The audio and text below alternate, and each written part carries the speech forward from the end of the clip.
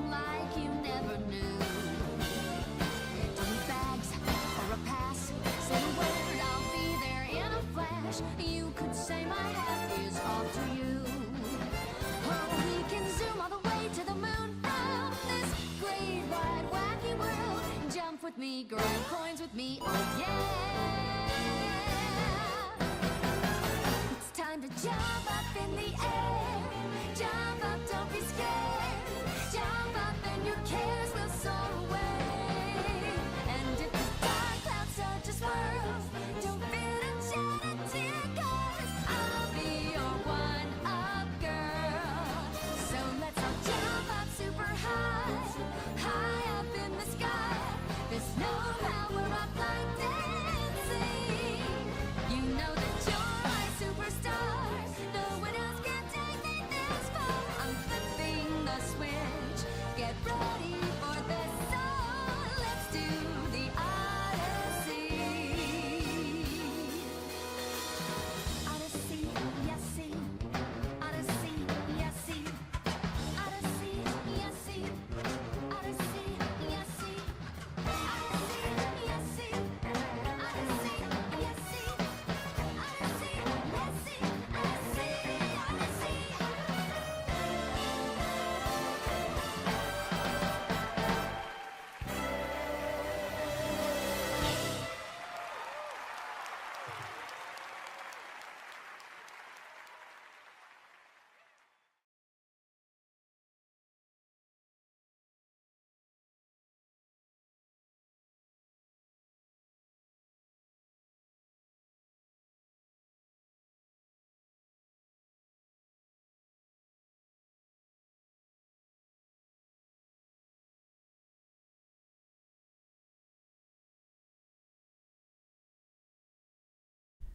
Okay, so sorry about that. We tried to get our camera on screen and OBS just crashed.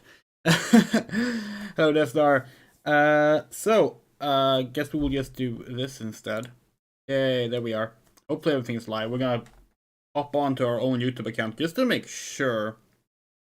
Yeah, so we were not sure we were gonna do this originally. We mentioned it briefly on one of the control streams.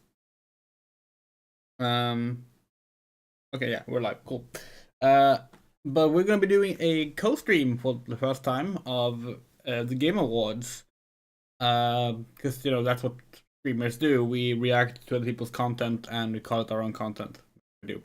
But we're also very cynical about capitalism and this year for gaming in general. So we will be talking about some serious stuff from this year. And the way that the game industry is unfortunately mishandling its consistently increasing revenues. Because to not do that and only celebrate this great year of games would be disingenuous. So that's the plan for tonight. The proper Game Awards beginning in 5 minutes. So I know what to expect. And let's hop on over to the actual scene we have for this. Hold on. Boom. There we go. So this is what it will look like. On the left, that's that way. Right. You can see the names of the estimated 9,000 people. No, not the names of the people of the 9,000 layoff events in the industry this year. It is fucked up. So, we can bring up the list on screen as well, just to talk a bit about while we wait for it to start.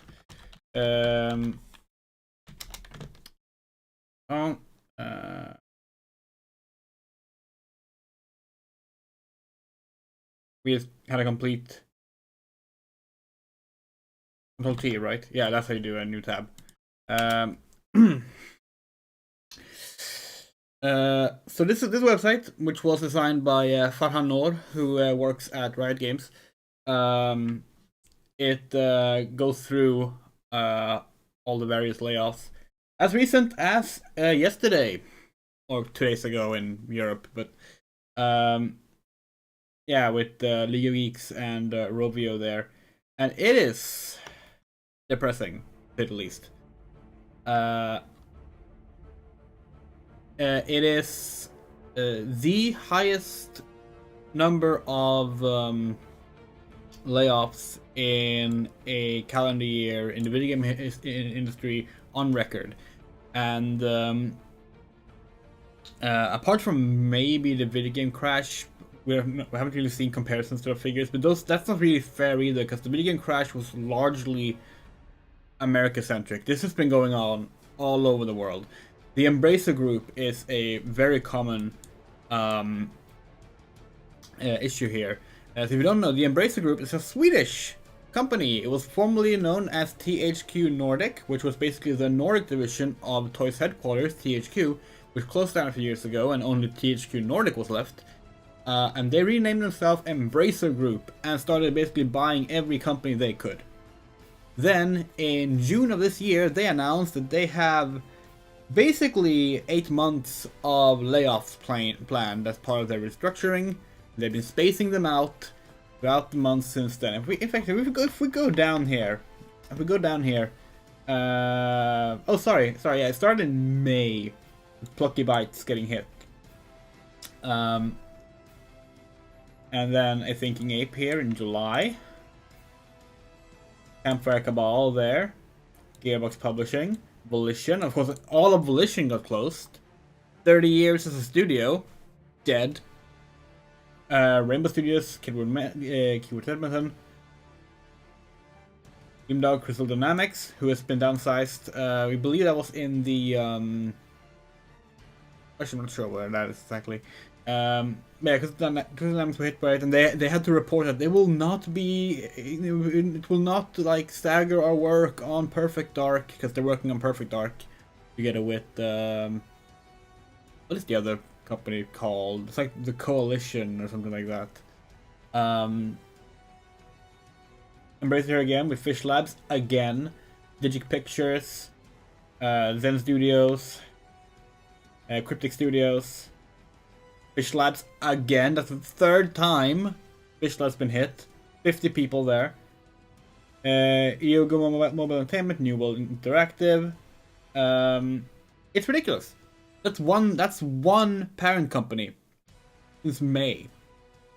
And it's still gonna keep on going, apparently. They said they announced ahead of time they had up to February planned of layoffs, basically. And it's ridiculous. I see some of these, like, at the risk of mispronouncing this because I'm not entirely sure. Zhuaoji Guanyan, 1,000 people. Oh. That sounds like Jeff is on the way. With some fancy music. Let us know if we need to alter the volume and everything. The Kong game, yes. Oh, what was it? Hi, it's me. Oh, Sydney hold on. Here to greet you all at We're not watching the pre-show. Or there might be the actual show. What time is it? Oh shit! We're watching. We'll get back to that. Let's watch. 2023 Game Awards. Yay! It's the Just Game like Awards. New Year's Eve, our Game Awards opening act is as full of excitement and celebration as the big event. Tonight, the Game Awards will celebrate the best in gaming from the past year, and we've got more than a dozen new game announcements. Plus, the old That's gods more of than 12. Asgard are here from Alan Wake 2. They take the stage. That's one of the reasons For we the will first be time watching this. ever, We it want to is see truly Old Gods of magical Asgard, of here, course. live at the Peacock Theater for gaming's biggest night. We are streaming around the world, connecting millions of gamers and fans and getting you all stoked for our big show. But before that, it's time to get cozy with our very first world premiere of the night. Oh, here we go. The first Yes, let's hear world it. premiere. It comes from a creator who has already claimed Game of the Year in the past here at TGA, but this time we're going back to the title that started it all for him a decade ago. Here's the first ever look at a beautiful remake of Brothers: A Tale of Two Sons, originally created by Hey, director a Swede is Joseph here. Fares. Joseph Fares is here. The remaking Brothers? Really? Okay. Fair enough. Yeah, so this is technically the pre-show. The real show starts in 30 minutes, but this is the Game Awards. They will be announcing winners during the pre-show, probably. Yeah, exactly. It was just the New World one. Hey, this looks like Brothers. Oh, hello, Elizabeth. We're watching the world premiere of the remake of Brothers because Josef Fares decided that that's something he wanted to do. Which, to be fair, Brothers is a cool game. We like Josef Fares. I think we liked him better as a film director than as a video game creator, but that's what he wants to do now, so, you know, cool. You don't know. Josef Fares was originally doing, like, goofball comedies, often focused on, like, And how perfect that right after the world premiere of small Brothers, town we had stuff. the award for best family game. And now he These are makes the these, like, games that bring super families emotional together or co-op tear games. them apart, depending on how dirty you play. And the nominees are Disney Illusion Island, Party Animals, Oh, here we go. Pikmin 4, Sonic Superstars, and Super Mario The Brothers. Super Mario 1 is gonna win this, right? And the Game Award goes to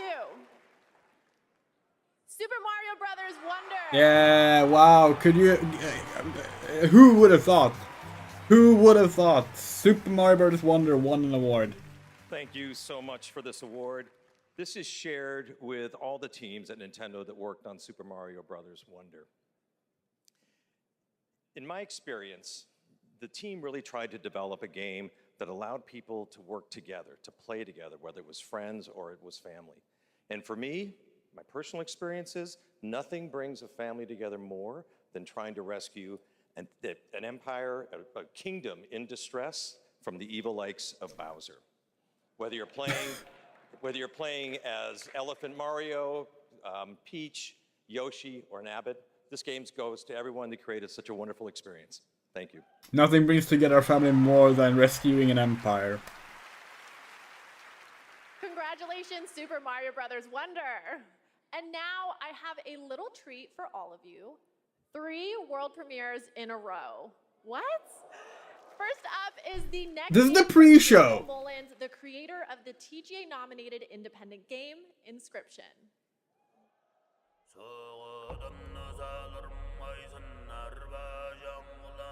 Yeah, see, we haven't watched the Game Awards in a while. Because we just don't like their style. But if we're gonna try to be a regular streamer, this is one way to get around it. This looks cool. This is like a first-person adventure game, like Myst. No, probably not. Oh, this is cool. This is very cool.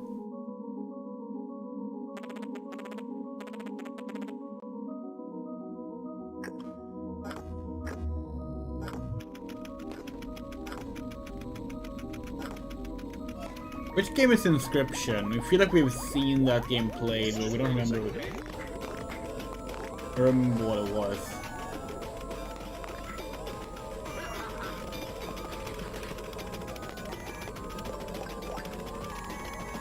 This is very, what was that game? Pony Island. Pony Island, that's what we're thinking of.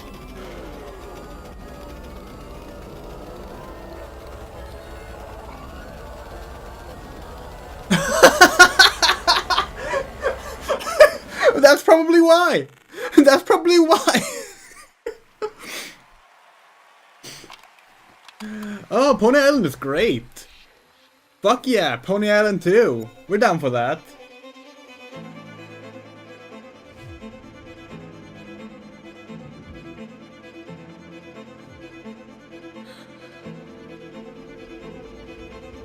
Maybe when I asked you if I send you a strange message on Steam. No, can't say we do. A lot of people have sent us strange messages on Steam, though. People getting hacked. We got hacked once. The Rise of the Golden Idol. Oh, it's a Netflix game. No, it's just that is one of the platforms. Playstack and Color Color gray. Okay.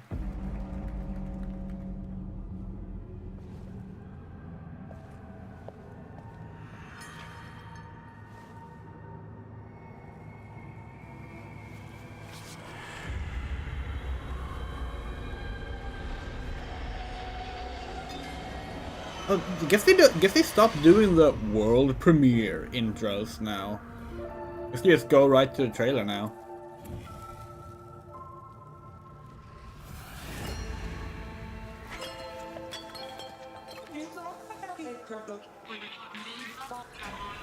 Oh, we love gibberish voices. Well, assuming that was gibberish voices and not some language we don't know, so we're very sorry. But like, we were talking about this recently, how we miss like the gibberish voices in Rayman 2. It's so charming. This looks really cool. This looks really cool.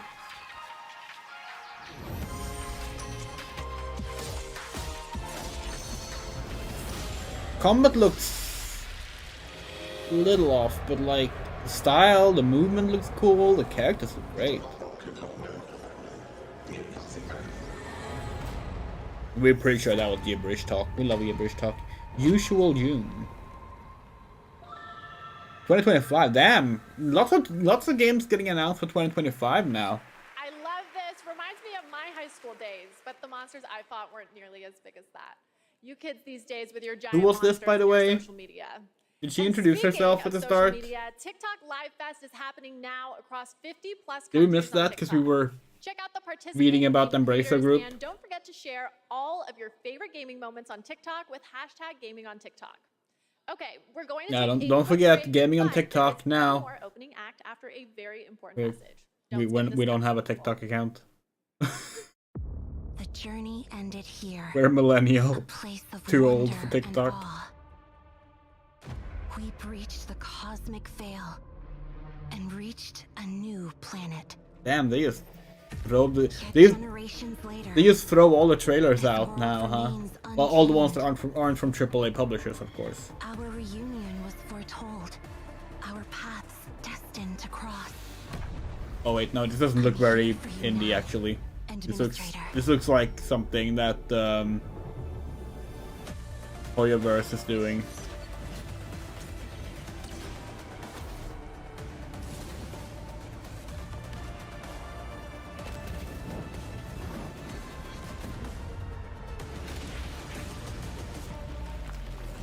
Oh, is this the new Hoyoverse scam? Sorry, game. The one that's like, no, that's Arknights. Sorry, it wasn't even Hoyoverse. It was another gacha mobile F2P developer. We're so sorry.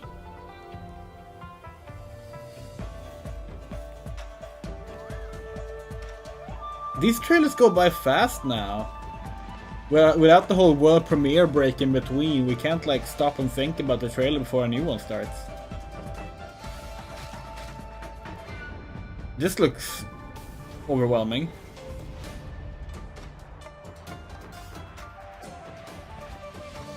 God, the camera movement is... This looks rough. But you know, fine. The trailer, so possibly early in development, who knows. Oh, the mouse cursor in the trailer. That looked awkward as well. You are the is that the name? Okay. Chinese game, we guess, because of Bilibili. Now I must take up their mantle to restore the dynasty to its former glory, to reclaim what humanity has lost, to venture forth into Oh, darkness Warhammer. and bring the light of the Emperor to the uncharted void.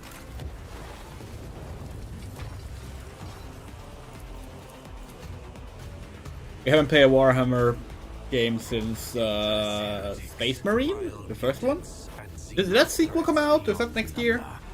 All Probably next year, right? cleansed in his name. The choices I make will shape Yeah. the course of my destiny. And with each haunted step, I wonder, where will my journey end? Rogue Trader. Oh yeah, we've seen that game announced. Wait, you're Connor Kenway. Good thing for you that I am here, then.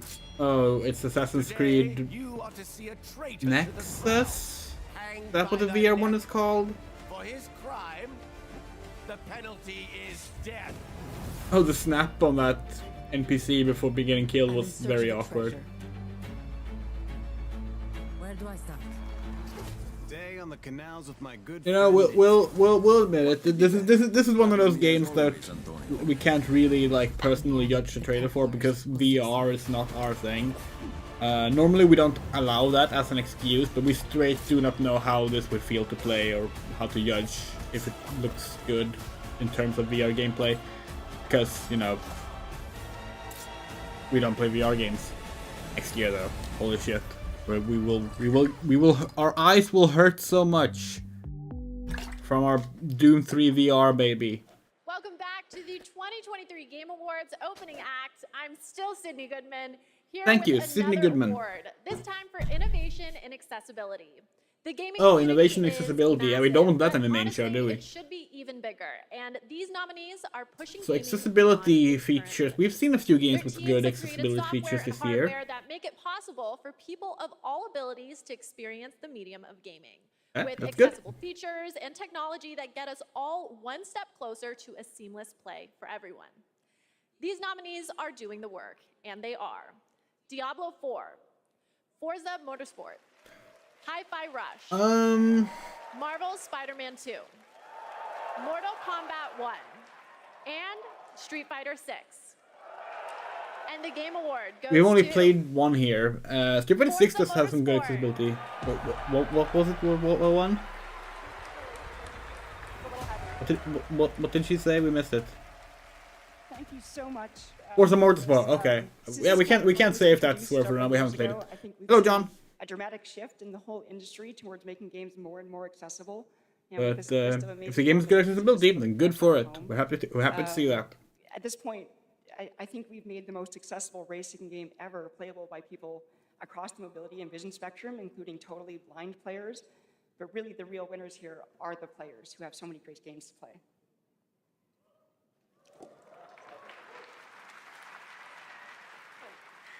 None of this would have been possible without the amazing teams behind the scenes.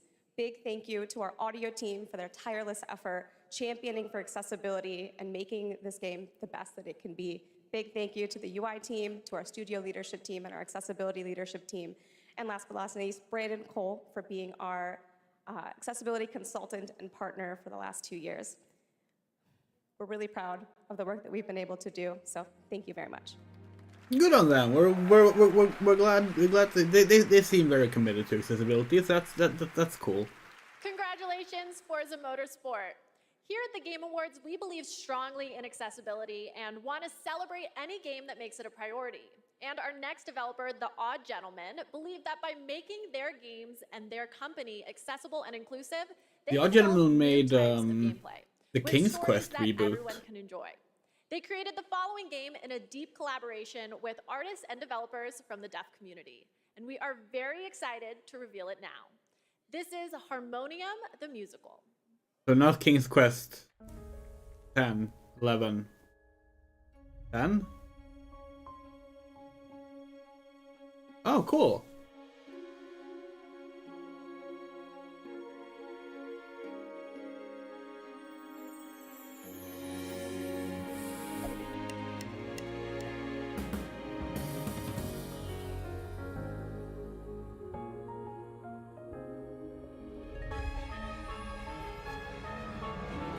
We hate to say it because it's one of those things that like shouldn't. It's the kind of like this looks like X that we don't like as a description, but this looks so Pixar.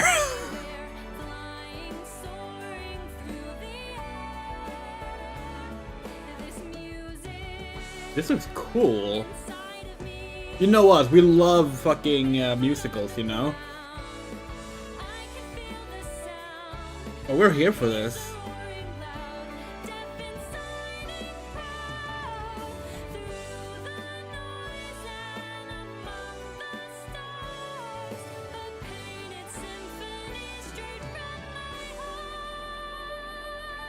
Oh, this looks wonderful. Oh, it plays as well as it looks. Like, the presentation is gorgeous.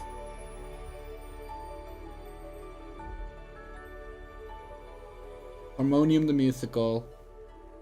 Wait, is it only coming to Netflix games and Game Pass? Honestly, I don't know how much better gaming can get. What happens past a golden age? Platinum? Is this Does the Game platinum age of Pass gaming? does Also, Game can I Pass have please like be paid in exclusive platinum? games? Before it was I'd like only to be like deposited, please. availability of And games you now could I buy. have the honor of announcing the winners for our 5 esports categories. The nominees for Best Esports Athlete are Faker, Zywoo, Demon One, Oh wow, Hydra, yeah, okay. Ruler, Yeah, let's and Imperial How. And the game award goes to Faker. Congrats. For Best Esports Coach, the nominees are I found you, Potter, Faker. Sonic, Gunba, Ecstasy, and Homie. And the game award goes That's to pronounced ecstasy? Potter. For Best Esports Event, here are the nominees. 2023 League of Legends World Championship, Blast TV Paris Major 2023, EVO 2023. Wait, so International oh Dota wow, 2 so only Championships 2023, and Valorant Champions 2023. okay. We were about to say, game wow, award goes FPS to gaming surely isn't a thing anymore, huh? But Valorant is an 2023 FPS. League Sorry. of Legends World Championship. Okay, yeah, we haven't watched any of For these. We Best cannot. Esports game, the nominees We cannot are say. Counter-Strike 2, Oh, Dota holy 2, shit! League of Legends, PUBG Mobile. Wait, who and who Valorant. is Dota 2 still And the game active? award goes to Valorant. And finally, the nominees for Best Esports Team They're just Evil blazing Geniuses, through Fnatic, this. Game and Gladiators, JD Gaming, and Team Vitality. And the game award goes to JD Gaming. Congratulations to the main character from Scrubs for winning Best Esports Team. Whoever you are. No pictures of them? Nothing? We Goodmans are a huge esports family, dating all the way back to the mid-1800s. But before you can think too hard on that, it's time for another 2 world premieres. First up is They the didn't bring latest it. game from They didn't bring esports anyone from the legend esports thing up on Activision stage or Blizzard. anything. So I think we can trust them to crush it again. This is Windblown. Wow, that was pathetic. That was pathetic. Like granted, we don't care much for the esports scene. We were into esports when it was like Quake 2 and Unreal Tournament, but like we don't really care for the current games we play. That's fine. But like if you're gonna try and convince us that esports is worth checking out these days, maybe show them playing in their tournaments or something when you're announcing them winning a big award. That was 4 awards in a row without any imagery for any of them. Just a bunch of names without context. They didn't even say what the various athletes played in. JD Gaming, what did they play? Do they play Valorant? Do they play fucking like do they play Team Fortress 2? Like we don't fucking know.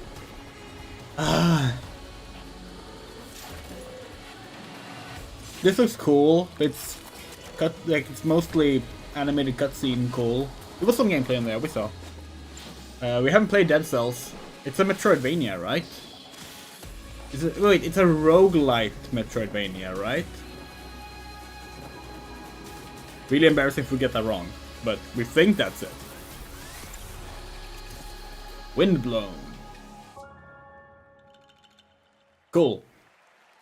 There's lots of cool games being shown, we can't deny that. The artist and composer of Thumper, okay. This looks like a VR thing.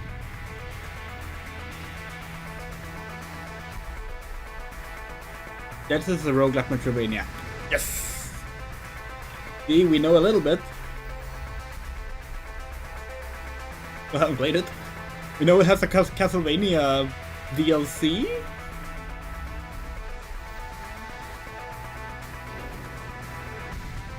So bosses in the Dead Cells, they're everyone getting the same salary. Damn, that's cool.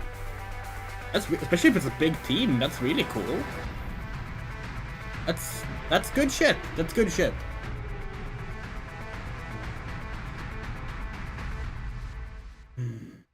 Thrasher. Okay. Cool. Yes, Thrasher, in case you didn't know, is from the same artist slash composer that blew our minds back in 2016 with the cult hit Thumper. I'm so excited we've got another mind-bending game coming from him in 2024.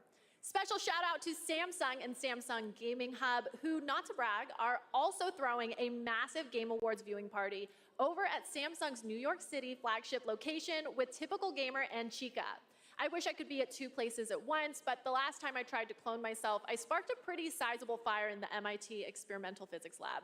Oops, but we can talk about that later. Let's check out what Samsung is coming out with now. Her jokes are running flat. Falling.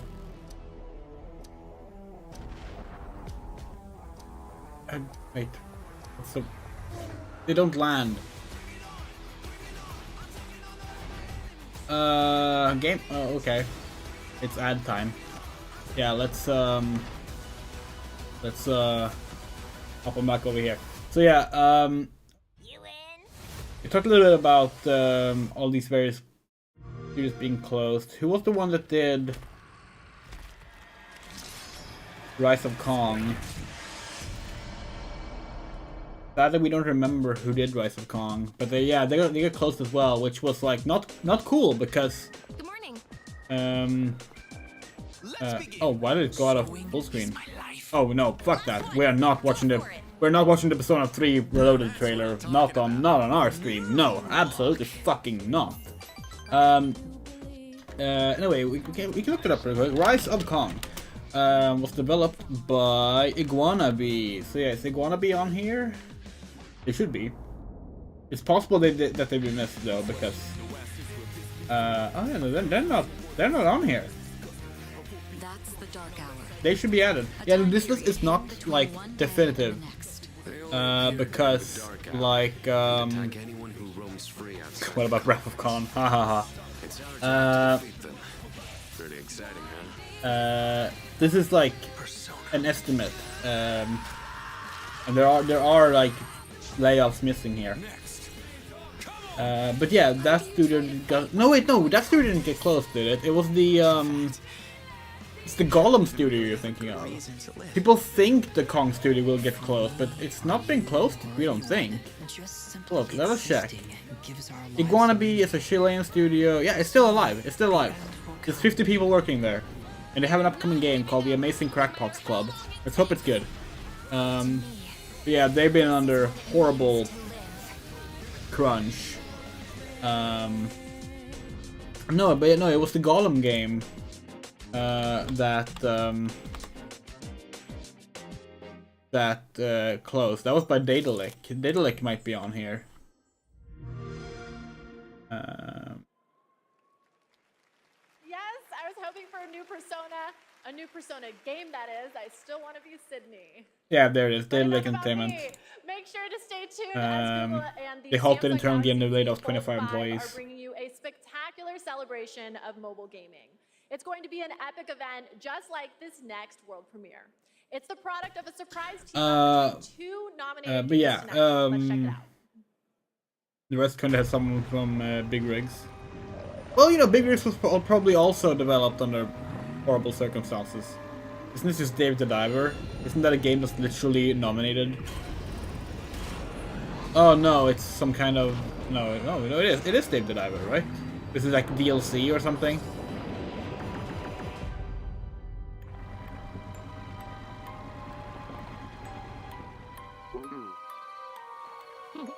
Yeah, this is by Nacon, by the way. The publisher's Nacon, the ones that did lay off Daedalic after Gollum.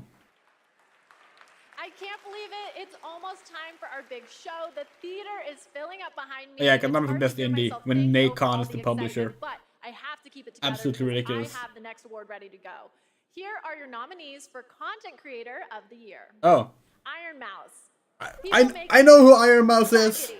Spreen, and Don't know the other ones. CyberPK. And the Game Award goes to Iron Mouse.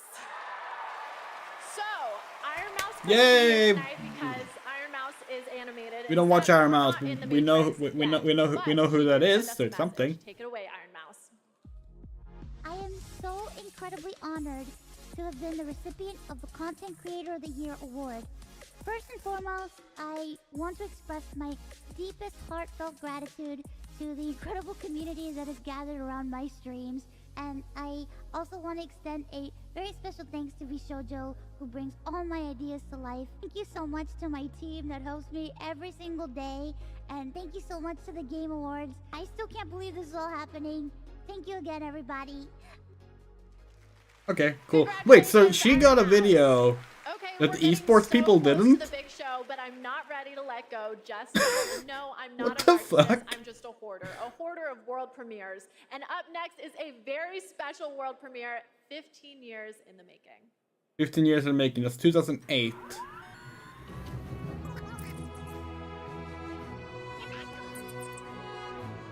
What a beautiful world. Too bad they never made another one. Oh god, wait.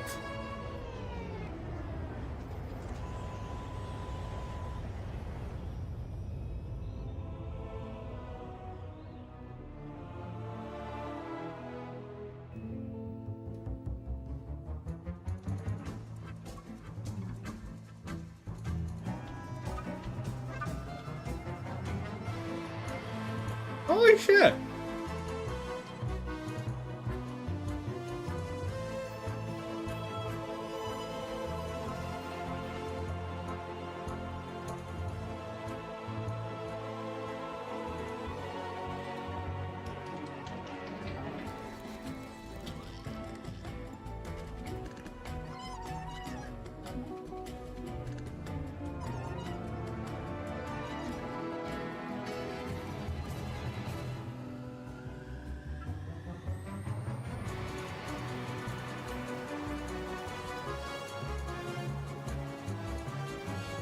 Yeah.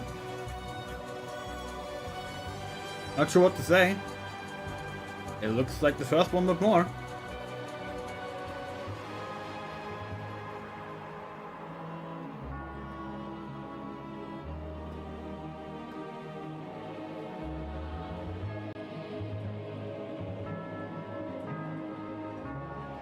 That's cool.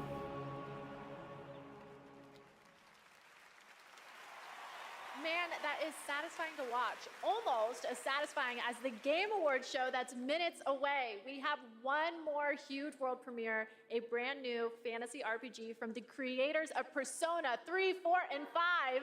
Oh. And tonight they're giving us a glimpse Fuck into the no. story, We are characters, not and gameplay. enduring anything from P Studio. It's a story about a world very different from Yeah, ours. so A world where all people are equal. what were we and saying no conflict before we exists, switch back? much like the world Um, Silas once dreamt of. Yeah, Rise of Gong was developed during Horrible Crunch. Specifically, like,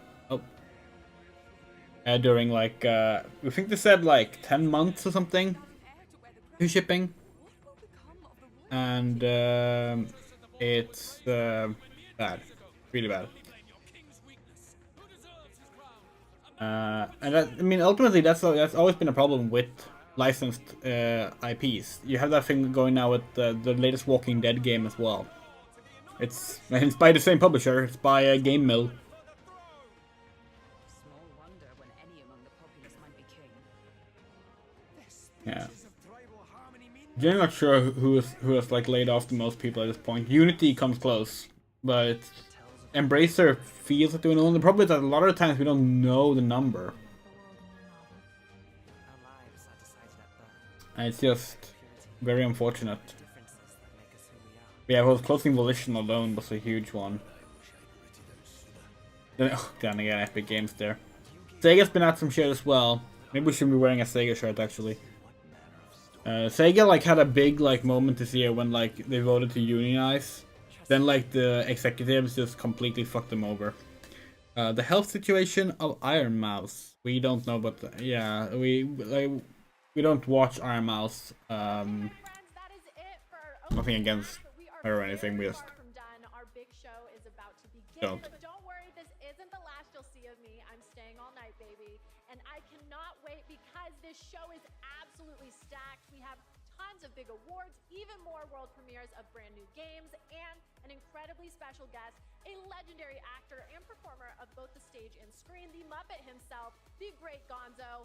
I have to admit, I'm freaking out. I'm completely starstruck.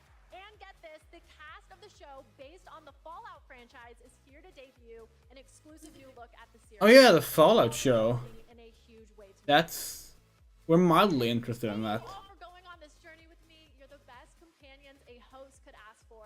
Let's do the boss level. Oh, we should get the audio back up. Sorry, we lowered it for the Now. studio stuff.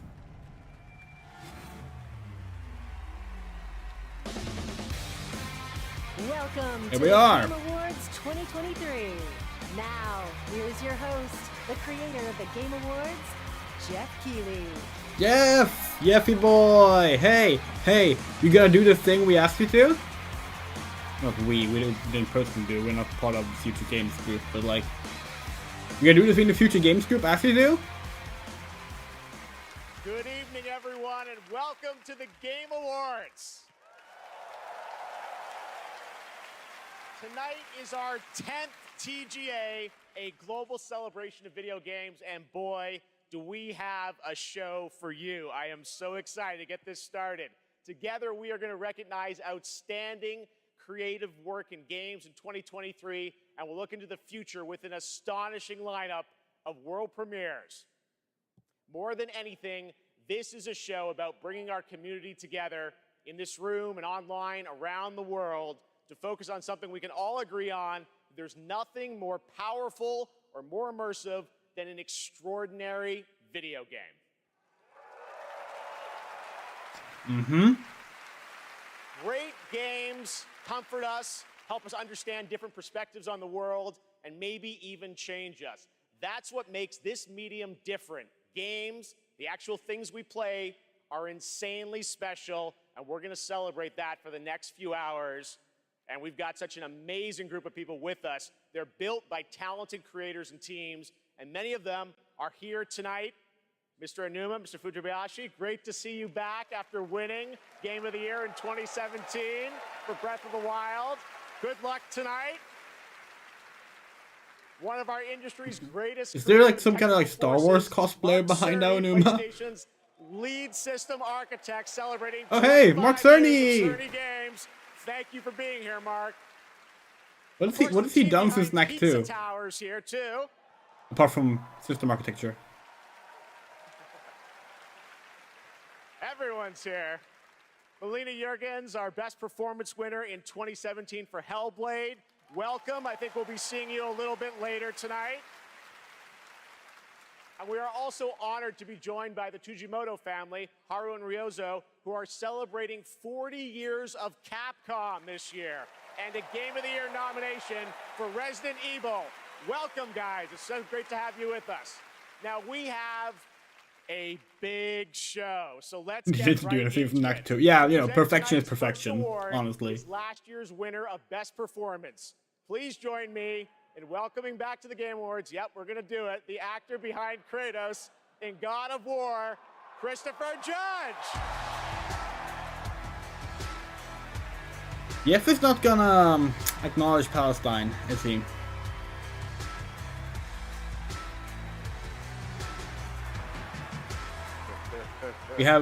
We will be talking about that later. What a card. Good evening, everybody. There's been some development regarding that we want to talk about. It is such a pleasure to be back here. I have such great memories of last year, Mr. Pacino, forgetting to thank my wife.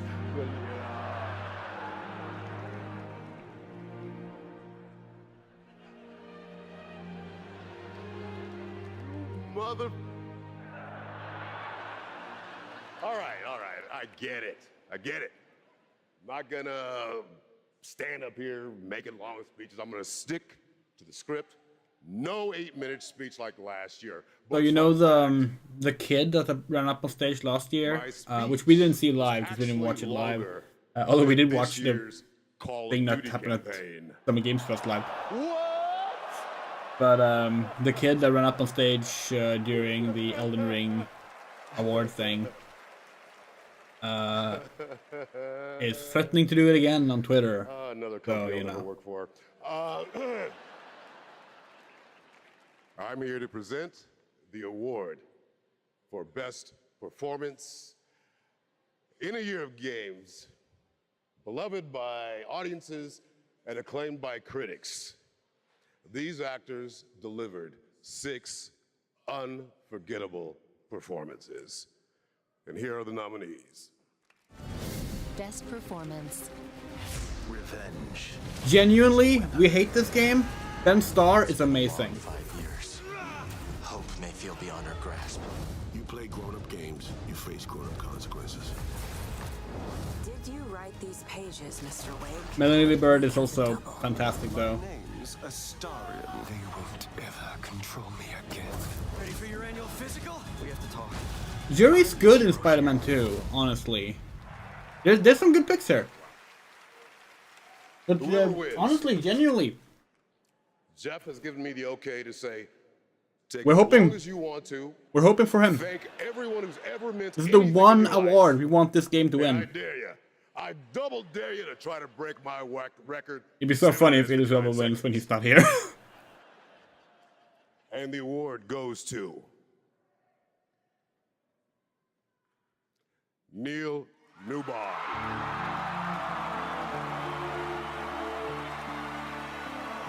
That's Astarion, right? Okay, yeah, okay. We haven't played Baldur's Gate 3, we can't comment on that. That's a shame, though. We really wanted Ben Starr to win that. Especially because, like, people really undersell the fact that he's not been in games much. He's been in 2 games. The third one coming out. Ark Knights, Final Fantasy 16, and he's now in Warframe 1999.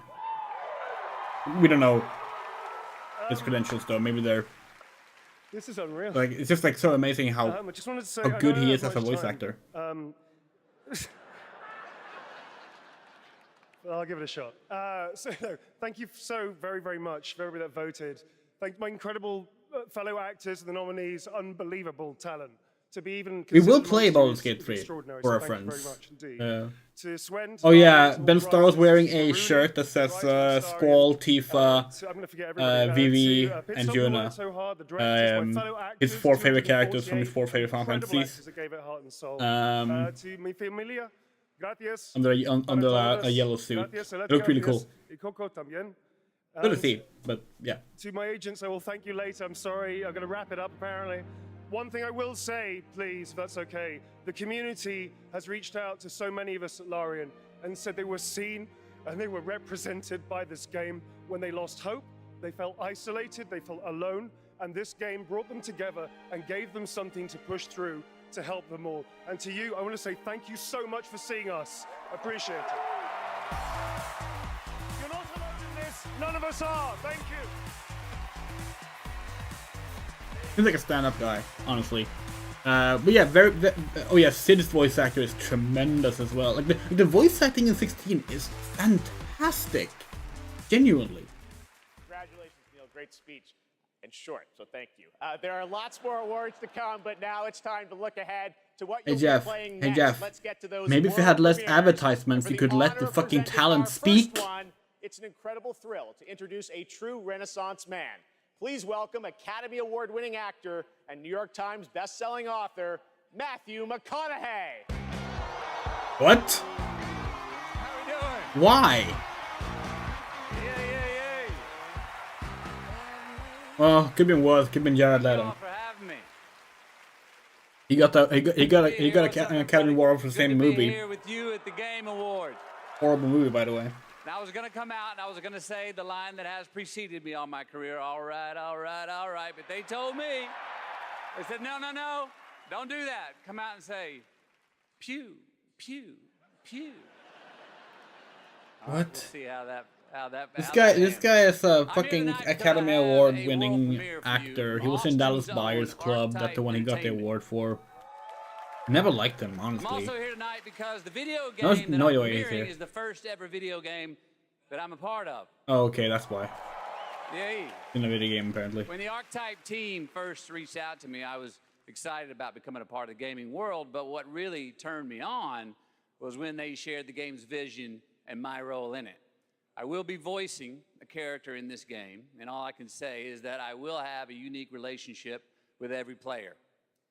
In this game, time moves differently. Days for you are decades for your loved ones back home. The choices that you make not only affect the people that you love, they'll also affect your entire civilization for generations to come. Now, personally, I have had some experience with time dilation. And now you can too. So now I'm proud to share the first ever look at Exodus. That's such a boring fucking name. Also, it's the name of Ultima 3. Max, wait. Hold on, I'm getting a reading. Time shit. This setting. Is this gonna be Returnal?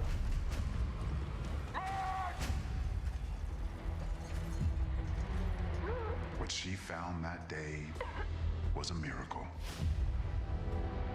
It would be our salvation to fight against the Celestials, humanity's greatest enemy. Really? Celestials? Why does that keep being used? It has fucking xenophobic usage in history.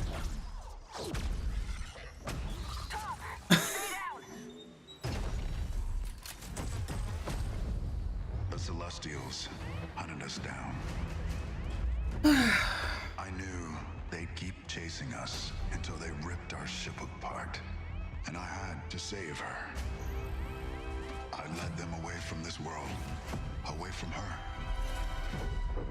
We both knew the cost of using the gates. Yeah.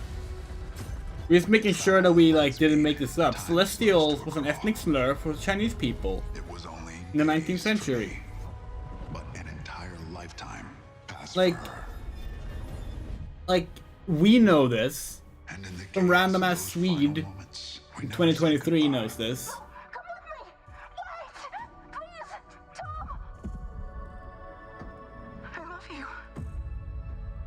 Like obviously it's a word as well, but like when you use it for a group of enemies at that, it's not fucking good. Sacrifice. Like Discovers worlds, seeds hope, breaks empires. We are the travelers.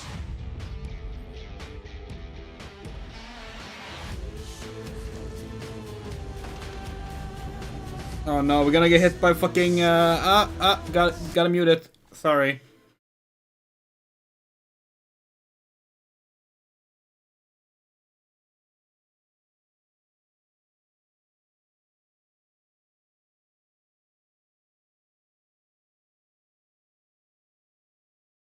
Okay, there we go. That is a very exciting Hey, project. Give me Jeff, the make your Mass Effect vibe, streams and I appreciate the co-stream team sharing the first friendly, glimpse of gameplay, dick. at the end there. Looks great. All right, well, now we're going to go right on to another world premiere.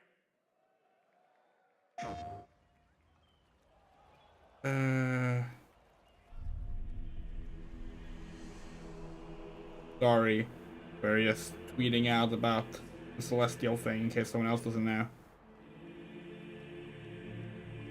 But we're sure they do. Like, not like we're special or anything. We just had it in mind. Oh, it's God of War. You are certain you remember nothing of 7? this place. 7. Oh, nothing that would happen. Yeah, that's how you spell it. Master thyself. Wait, this is probably DLC for Ragnarok. It's not. They're not gonna show the next God of War game yet. I must face this. Was Ragnarok? No, it was last year, right? Because it was last year. It released after the cutoff period for Game Awards, right? But it still made it in, and then it didn't win, which was kind of funny. Celeste. It's our brother's favorite game. I haven't played it ourselves though. We don't really care for. I don't really refer to it. Notably difficult 2D platformers. Oh, hey, they used the other generic word people use for Norse mythology games. Yay, we have Ragnarok and Valhalla in the same name. Damn. You know, we're pretty sure when they announced Ragnarok, we said, well, at least they didn't call it Valhalla. Ragnarok, if you want to have it accurately, but like. Surprise from PlayStation. Kratos and Mimir are headed to Valhalla in an adventure that blends God of War Ragnarok's combat with elements inspired by the roguelike genre. Can we say, by the way, we hate that like unexpected and fun new like something as simple as the sound is ignored when people love to use the word in Norse mythology. Ragnarok or Ragnarok is not difficult to say. Like, as a gift to the community, and you will be gone. able to download it in just 5 days on December 12th. Amazing. All right, switching gears. Our next world premiere comes from a small independent team of developers in Australia. this awards show has just had 3 world premieres in a row, by the way. Creators. Their last game in 2019 was a Pretty sure AC sensation, Valhalla is and their next called project Ragnarok. is equally You know, it might be. and unexpected. We might have, we might be getting it in reverse. It might be that we saw Valhalla and said at least they didn't call that Ragnarok, and then they did the DLC that way. It was one of the two, maybe both. Who knows? It's the generic words people put there. Oh yeah, Mjolnir. Yeah, Mjolnir. Mjolnir if you're Icelandic. But like, it's such an easy sound. It's the sound you make when you like don't know what you're gonna say next. That's the air sound. Oh, I see them. This is cute.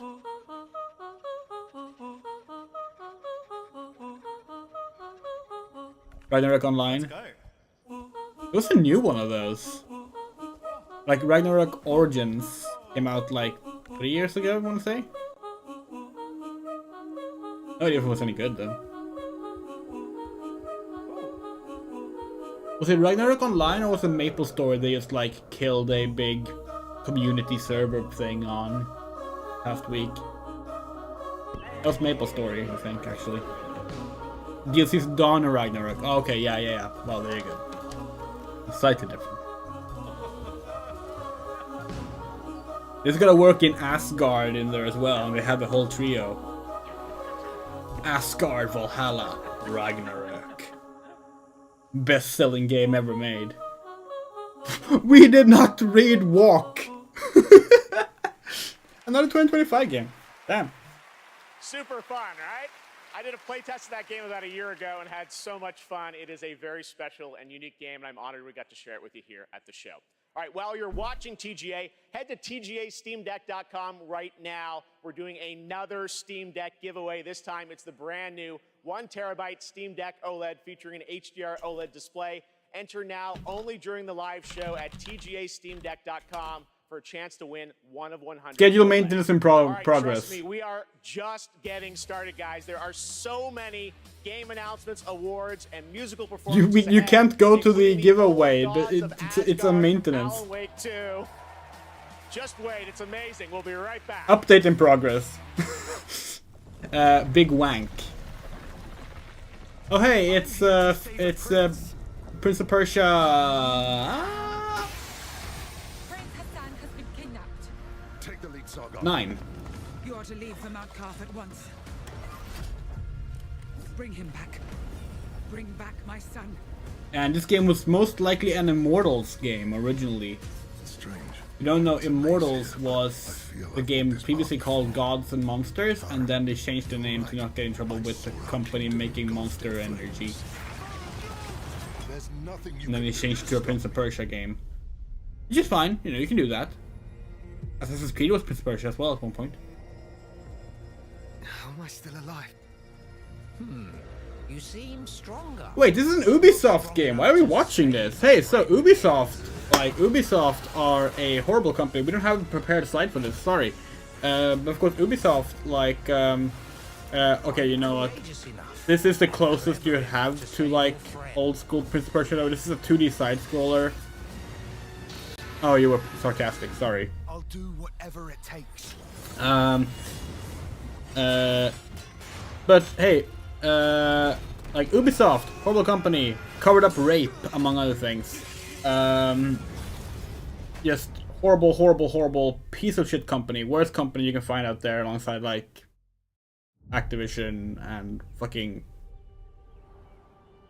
You don't remember who else have accusations on that level. Oh hey, it's Lego Fortnite.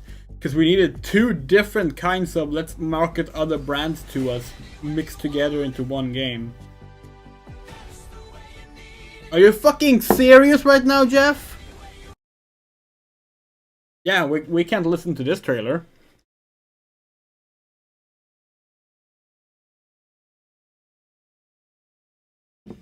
We seriously don't understand this. Like, it's like... This game looks fine, but like, why is it Fortnite? Why is it not just fucking... like, an original game?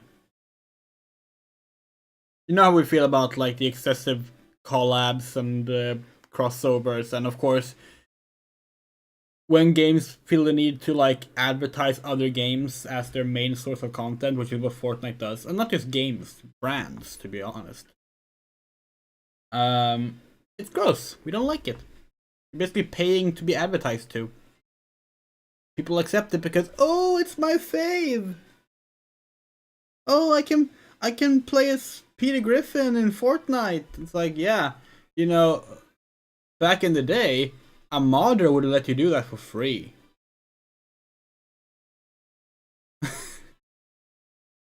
No battle pass necessary.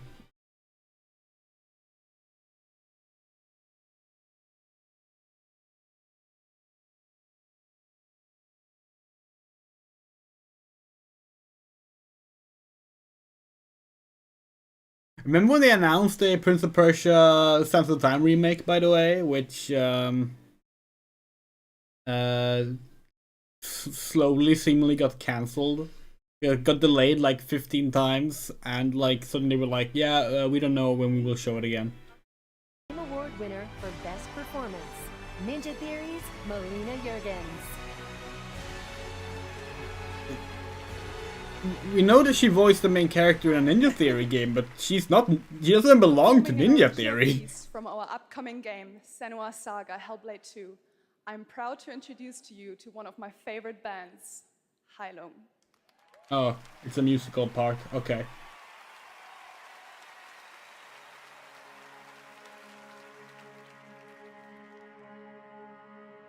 Anyway, this seems like a good time to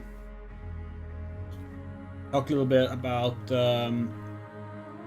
what people requested of. Hold on, why didn't that work? There. What people requested of Jeff Keighley. So the Game Awards Future Class, which is like this big focus on future games, asked for recognition of the Gaza crisis. For reference, yes, they did acknowledge Ukraine in the show they did following that the outbreak of the full outbreak of the war.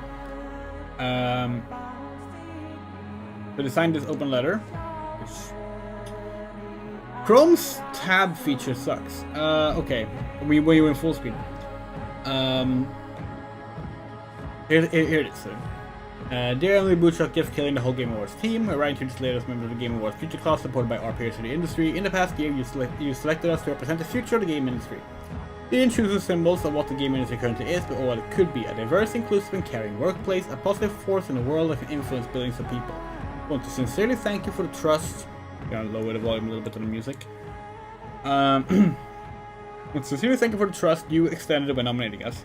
Today we'd like to honor that trust. You gave us the role of ambassadors of a better future. As such, our duty towards you and all the other players worldwide compels us to speak up.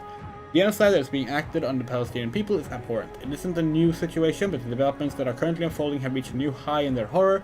On November 6, 2023, United Nations Secretary General Antonio Guterres reported, Gaza is becoming a graveyard for children. Hundreds of girls and boys are reportedly being killed or injured every day. More journalists have reportedly been killed over a 4-week period than in any conflict in the last 3 decades. More United Nations aid workers have been killed in any comparable period in the history of our organization. And you can read it for the United Nations website. If many of our peers were appalled by the war crimes the Palestinian people are victims of, and we grieve the loss of so many civilian lives, adding to that pain is the knowledge that our industry is playing a role in this. Indeed, the Genocide Watch outlines that a crucial step to enable a genocide is the widespread dehumanization of its victims. Several game developers and journalists, including Alex A.K., Fouad Dakwar, Meghna Jayant, Osama Dorias, Rami Ismail, Sania Ahmed, Nadia Shamas, and many others have called out how hugely influential gaming industry. Oh, sorry. We will continue reading this. Do you hear it? In a bit. Because it will be relevant. It will be very relevant. I can feel them on my skin. Oh, it's always relevant. That's the thing with. That's the thing with global crises, but yeah. I won't stop fighting for them. You got the gist there. Jeff has been asked to do a basic acknowledgement, and he has had a response. And we're hoping he has more of a response at the show tonight, but so far it doesn't seem like it. They've also only had like. How many awards have they actually given out since the show started properly? One? They only given out one award so far? We're almost half an hour into the show. They did best performance. You want the truth? All the lives Is that it? inside me tell me to let go. Did we forget one? The shadow will always hang over me. Oh yeah, best family game. They also did best family game, right. Doug Bowser came out and... No, that was before the show started, wasn't it? They only had one award in half an hour.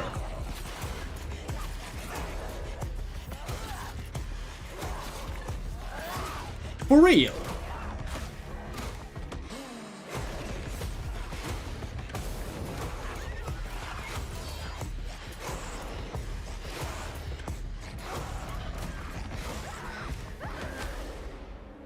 What will I become?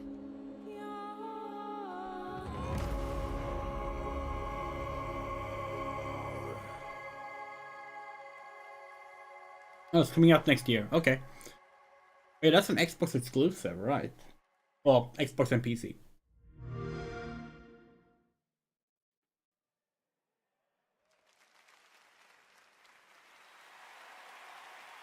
No, she's back in the... All right, what an amazing new look So at she the did not gameplay and world of give out Hellblade any 2 coming award, in okay. 2024 to Xbox, PC, and Game Pass. Now to present our next award, please welcome a former Game Award winner nominated tonight for Best Fighting Game, the creative director of NetherRealm Studios. It's Ed Boon! Oh hey, Ed Boon's here. Guess that means Mortal Kombat 1 does not win Best Fighting... Well, no. He might be giving another award out, actually. The best stories are the ones we get lost in. Tonight's nominees for Best Narrative got us all in their drama, in their characters, and yes, sometimes in some weird stuff we can't explain. Here are the nominees. Best Narrative. Best Narrative, okay. In a horror story, they're only victims and monsters. Blackith blesses me this day. Together, we might survive. Alan Wake 2 is our pick, of course. Where's our Alan Wake 2 boss? To the truth that awaits me. I will. Go. He's here on some kind of hunt. He's not himself. You want to join us? And the award goes to Come on. Alan Wake 2. Woo! Nightmares taking me over, and no, I'm wide awake, and no, I'm wide awake. A million times in the ways I break, nightmares finally over. Oh, fuck yeah! Thank you so much. Alan Wake 2, from the beginning, was a very story-focused project for us. I share this with the whole narrative team, the writers, Clay, Tyler, Sinikka, narrative designers who made the story into gameplay, Simone, Molly, the whole narrative team, directors working with actors, Anssi, Hannah, Rosie, Holly, all the wonderful actors. Here tonight, some of them, Melanie, Ilkka, Matt and David, but the whole cast, wonderful actors, and the song makers who made custom music, custom songs to extend the story. Here tonight later, Poets of the Flawless, Old Gods of Asgard, Poe, This Road, every song maker coming through Fright Music for our chapter songs. Thank you. We wanted to push things further, to do something new, and it's always a risk. For you to embrace it and understand it means so much. I'll treasure this always. Thank you. Well deserved. Fucking one of the most brilliant storytellers in video games right there. Well deserved win. So glad he won. What's this? Is this a trailer? アーティストとして私たちは想像力を駆使して目に見え Guess ない not. も Oh, の this might be the future class thing, maybe. 私たちは Speaking thank you subtitles. 私たちはアーティスト Thank you. 私たちはどこにでも存在する私たちは安心 You may have recognized that incredible creator who built her own independent studio. Oh, was it in Tokyo, Nakamura? And she wanted to show you what she's been working on before she's even signed it with a publisher or a platform. I said, come to this show, just show it to the audience and the fans first. So that's what we're going to do. We're honored to have her back at the Game Awards. Please give a warm welcome to Akumi Nakamura. Love Nakamura. It's Ikumi, not Akumi, but sure, Jeff. She's wonderful. Really amazing gamer. Hi, Ikumi Nakamura です。こんにちは。Oh, I'm super excited to be on this stage again. Thank you. First, I want to say thank you to the Anshin artist, Miteru. And you, thank you, all you. Your support changed my life. Today, I am honored to introduce our first project, Kemuri. It's time to see the unseen. Meet it! Bye bye! This is gonna be interesting. She was the director of Ghostwire, but she left like pretty early as well after the announcement.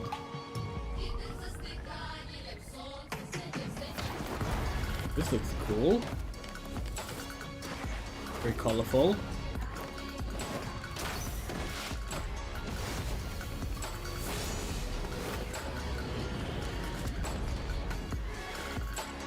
Please don't be some kind of free-to-play competitive game. The art style has us a little bit worried.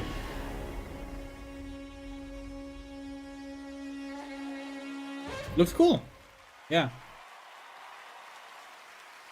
So many incredible projects tonight. Thank you, Akumi. Now, tonight, it's not lost on me that all of our Game of the Year nominees are from big established franchises. And while we all love a big sequel, it's important to use a place like TGA to introduce you to brand new worlds like what you just saw with Kemuri and like this project.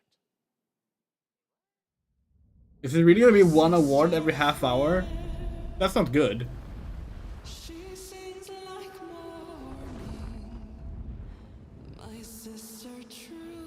Another pirate game? Remember the Ubisoft pirate game.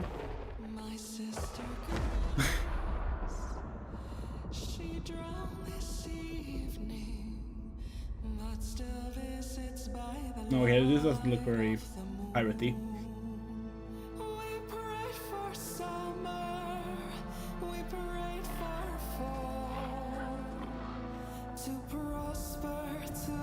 Interesting art style.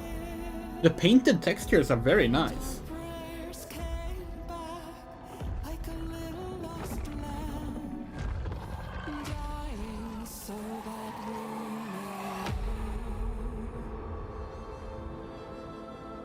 Is this RE Engine? No. We thought that was the RE Engine logo with the hand. Like, wait, fuck, this is Capcom? Capcom does have a Capcom has like a big game to announce, releasing before the end of March. They haven't announced yet. Still wondering what that's gonna be. We've had our few guesses on Twitter, but like, see. We don't think it's Monster Hunter, as some people have said.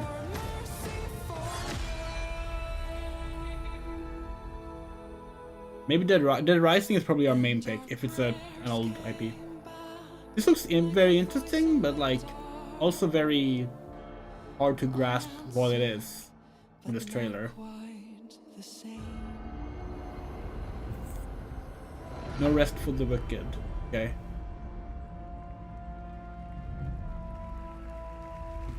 March. Okay. Well, very pretty game. That's No Rest for the Wicked, an action RPG from Moon Studios, and more information is coming March 1st. As you saw, Dragon's Dogma 3 is going to release like a week before Dragon's Dogma 2. Game Awards, viewers in the US can enter to win one that would be a of power 100 move. Lenovo Legion Go gaming handhelds. Oh yeah, let's see if we can. If we're allowed to enter the we're still not allowed to go to the giveaway. To win. Here's a look at the Legion Go in action. We're not allowed to join the Game Awards Steam Deck giveaway. Anyway, let's go back to what we were reading. Okay, yeah. We were here, yeah. Many others have called out how hugely influential the game industry system improved where humans and built by Muslims, Arabs, and many brown and black people living in the regions of Southwest Asia, North Africa, Botswana. Yeah, we actually retweeted an interview, an article about that earlier. Yet, when Meghna Jayanth wanted to address that in her speech at the Golden Joysticks Awards this year, she was urged to keep silent. With the current state of the game industry, silence is a message, silence is tacit support, silence is dehumanization of Palestinian lives.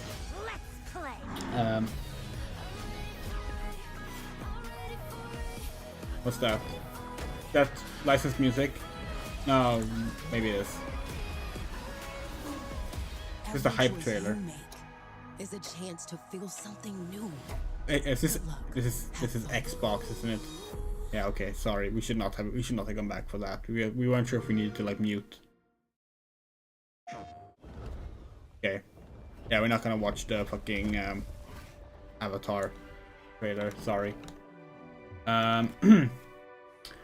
As members of Games Awards future class and members of the industry, we are urging the Game Awards to break the silence. We ask for a statement to be read out in our name during the Game Awards ceremony on December 7th, which calls for 1. The game industry to invest resources and work against the systematic dehumanization of people from Southwest Asia and North Africa. 2. To express support for the protection of Palestinian human rights. 3. Call for a long-term ceasefire before any more civilian lives are unjustly taken. When you trusted us to be champions of a better future, you gave us the duty to tell you when and how you could do better. Now that we did, we dearly hope you can commit to that better future. Thanks so much for reading us sincerely, and here are the almost 3,000 signatures. Which, you know, a lot of voices to just be silent towards, you know? Long story short, that would not be acceptable. You're just a wiffle waffle. You can't even aim when you go into battle. I am a baron. You are a border. A whole lot of people there. You make smarter. We didn't actually know that you could sign if you weren't a member of the Game Awards future class. But you know what? We will sign it immediately.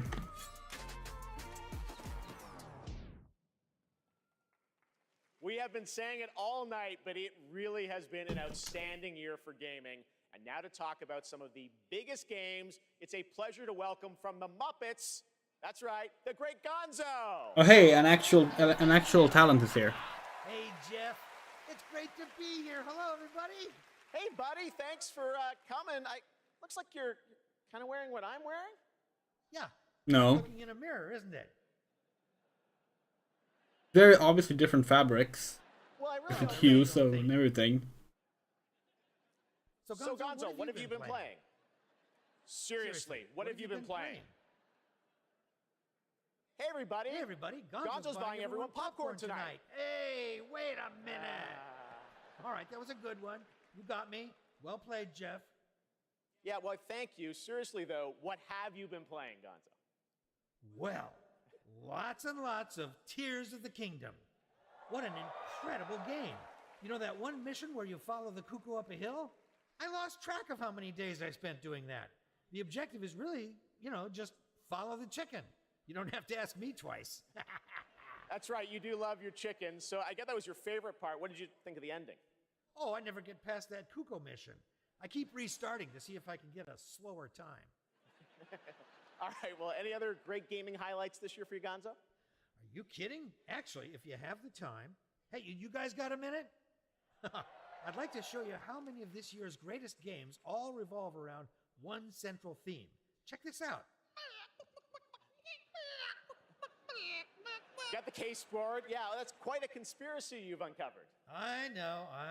You probably think I'm obsessed with chickens, and I can't appreciate video games beyond this one very specific interest. I mean, yeah, I think we're all thinking that. Oh, did we not retweet that? 1 second. We are prepping it. Oh wait, did the stream stop? Sorry about that. Let's do this IRL. Come on. We were just trying to like. All right, here are the nominees for best debut indie game. Okay, we can't do that. Best debut indie game. That's annoying. Oh well. Fine. We thought we could browse 2 browsers at once, but guess not.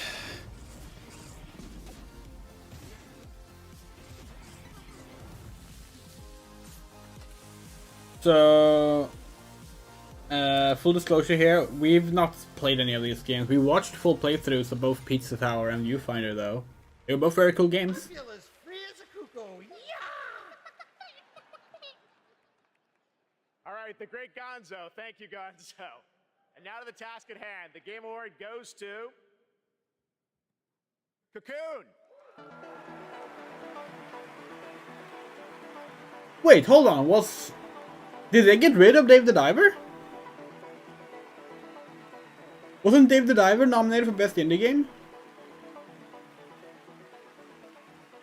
Did they get rid of that? That's good. If so, it should not have been. It should not have been nominated. But like, we're surprised. Wow. Thank you so much. The team from Geometric couldn't make it out tonight, but they wanted us to pass along their thanks for everyone who played and voted for Cocoon. And to Yeppe, Mads, and Jakob, and everyone at the team at Geometric, thank you so much for being such a wonderful partner on this game. Thank you. The Geometric team also wanted to thank they were honored to be nominated with all the awesome studios in this category. We can't wait to see what you guys do next. Thank you. They really were gonna play them off stage without letting her say anything. No one knows what direction to go off stage. Tonight we'll announce the best mobile game of This is the 3rd time. But which title are you most excited to see go mobile in 2024? Go Play mobile? will be awarding the most anticipated title with their Play More award on Twitch. So head on over to Twitch to lock your vote. And now it's time for our next world premiere. Published doesn't necessarily mean that the game wasn't developed independently though. You can develop a game independently and then ask up for a publisher to publish the game. Dave the Diver is different because Nacon is literally the holder of the developer.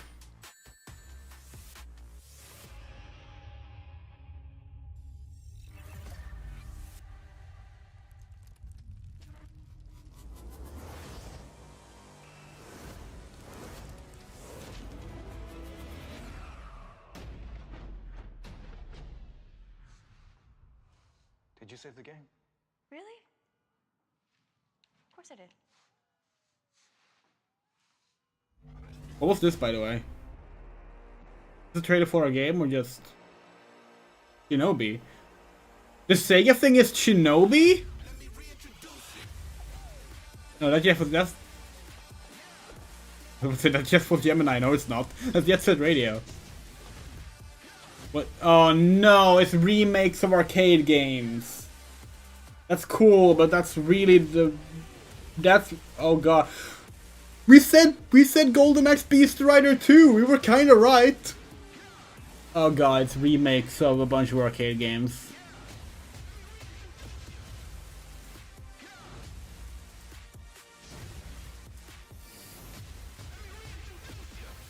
That's cool. That's cool. It's not quite what we expected from that announcement. New era, new energy. Here are old games. Okay. Sega to announce 5 new games in one trailer. So many memories for Wait, you mean that they're actually separate games? Many brand new games they're not just like remakes. Release over the next several years. Thanks to Sega for that. In fact, that Shinobi game looked very different. All right, well, this next trailer might be something Dragon Ball. This is a bad way to announce games, though. We thought that was like a collection title. Here we go. Well, yes, Jet Set Radio had an arcade version. Did it not? Maybe it didn't. We thought it did, but maybe it didn't. Alright, Budokai Tenkaichi 4 was announced a while back. Guess this is the first time we see gameplay of it. But is it really Budokai Tenkaichi without the motion controls?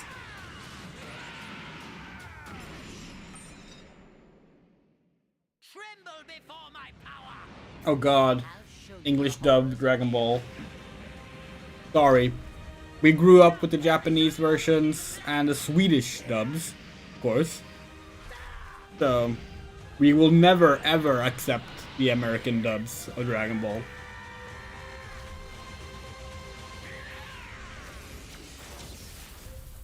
Wait, it's not called Budokai Tenkaichi 4? Then why announce it as a new Budokai Tenkaichi? That was the whole thing, they announced it as Budokai Tenkaichi.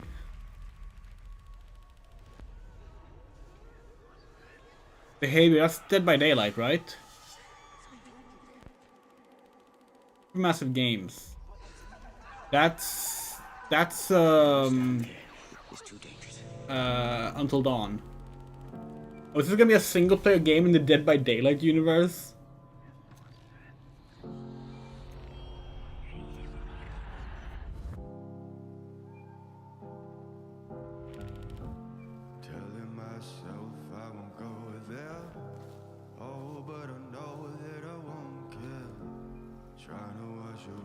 That could be interesting, actually. Yes, Jet Set Radio Future. Yeah, we never played that one either, actually. Because it was on Xbox. Didn't have an Xbox. Longest time. Oh no, this is. Oh, of course, no, it's a Supermassive Games co-op. Of course, it's co-op.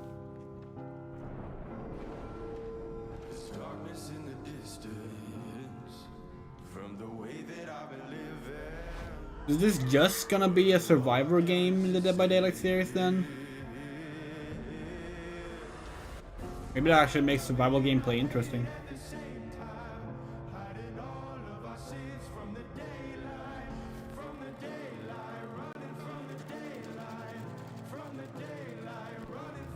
Wait, is this a licensed song?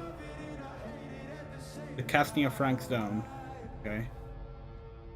Cinematic horror experience from the world Dead by Daylight. Okay. That could be cool. That's right. 2 huge names in the horror genre, Dead by Daylight and Supermassive Games, are coming together for a brand new single-player experience. A single player? Frank Stone. Tonight we're showing Not you co-op. lots of new worlds, but now it's time to return to a world we haven't seen in quite some time. At last, Goddess 2.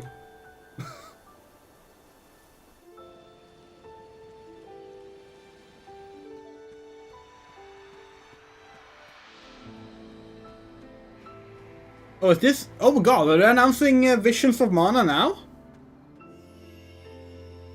we were tweeting earlier like it could take a year until they announced Visions of Mana.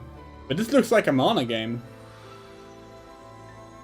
They really are skipping down a Mana, huh?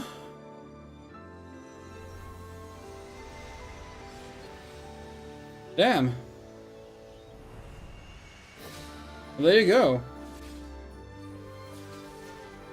They really, yeah, so if you don't know, do we have our Mana games here? We do. Hold on.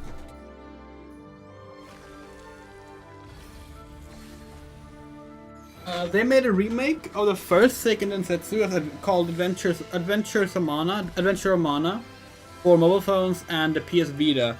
And then they made a remake of Secret of Mana. And then they made a remake of Seiken Densetsu 3, now localized as Trials of Mana. Hello, LSA. But guess they skipped Seiken Densetsu 4, Dawn of Mana. And now they're doing Seiken Densetsu 5. Which is cool. We're excited about that. Fuck yeah. Hell yeah, like... We love the Mana games. And this remake of the best Mana game, we like this better than Final Fantasy VII Remake. And we love Final Fantasy VII Remake. Fuck yeah, Visions of Mana. Sad that it's a male main character again. But... oh well. We were kind of expecting it. Hello, LSA. You want to be on camera?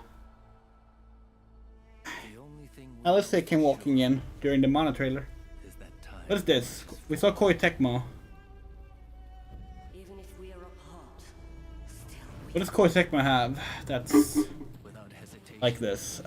Could it be a Tenchu game? That's Koei Tecmo, right?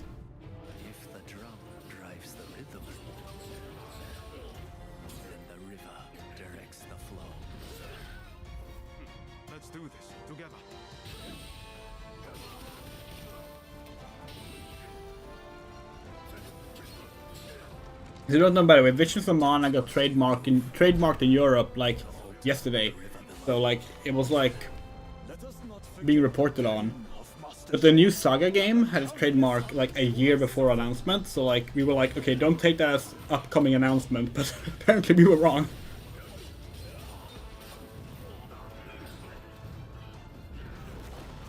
This is pretty cool. We also, although we're very like tired. Oh no, this is the Ronin game, right? They announced Rise of Gnome. They announced that at like Summer Game Fest, maybe. A village will sacrifice their partner for duty. So which of you will do the deed? We really wish that we just go with Japanese voices for stuff like this. Oh well. That's Rise of the Ronin coming to PlayStation in 2024. Now it is time to announce winners in a number of other categories. Here are the nominees for Best... oh, now it's speedrunning categories. Armored Core 6, Fires of Rubicon. Wait, what the fuck? Dead Island 2. Okay. Ghost Runner 2. They're not even gonna show like footage from them. Anyway, Armored Core 6 should win. Armored Core 6. Oh, good. We would. It's box art, but so fuck, we'll do it. Here are the nominees for Best Art Direction. Alan Wake 2. Woo! Armored Core 6. Mwah. Super Mario Brothers Wonder, and the Legend It's not gonna win, but Alan Wake 2! Alan Wake 2! And the Game Award goes to Alan Wake 2. Oh, fuck yeah! Yeah! Congratulations, Saga. Congratulations, Alan. We don't have a dog in this race. Horse in this race. Dog in this race? And the Game Award goes to Resident Evil Village VR mode. Congratulations to Capcom. Now your nominees for Best Mobile Game.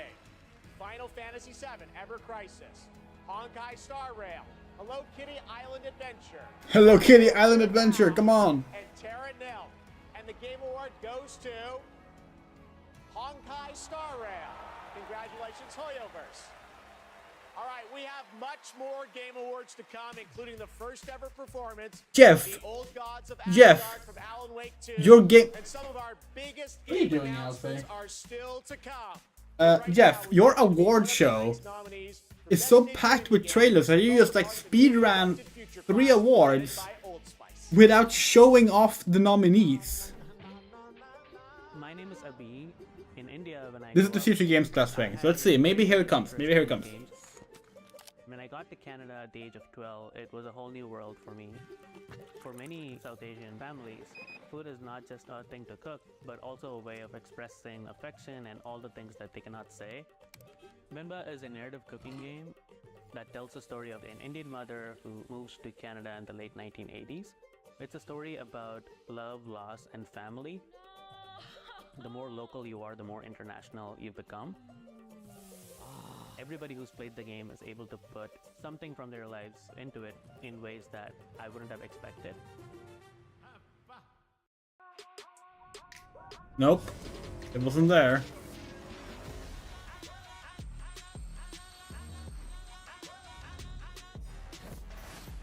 Hey, let's see if we can go to the... If we can sign up for the Steam Deck thing.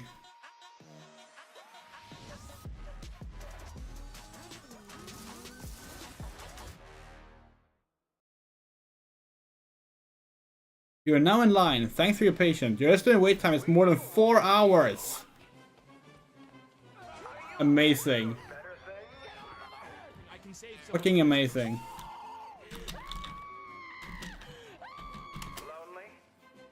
Well, we're gonna prep the thing we want to show in case Jeff doesn't do anything. Which, let's be honest. Look, let's just get it over with. Actually, because he deserves to be called out for this, even if he does say something. So, okay. Jeff did respond in a way. So, here's Jonas here, who is part of the future class in the future class Discord. Jeff posted 2 seconds of literal silence, and that has been it.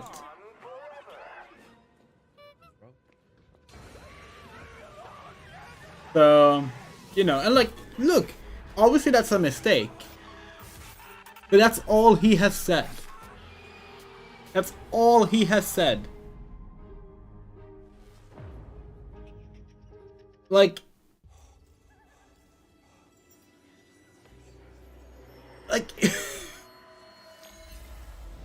accused of silence as a bad thing, responds with silence, realizes he made a mistake, deletes the silence, stays silent.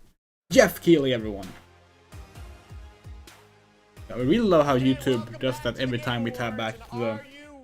It is time to get a world premiere from one of our industry's greatest creators. He's been a huge supporter of the Game Awards since the Oh, it's Kojima.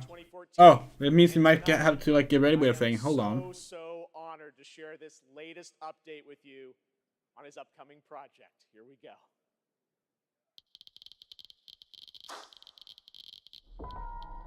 Hideo Kojima game! Yay! The hungry purple dinosaur ate the kind zingy fox, the jabbering crab, and the mad whale, and started bending and quacking.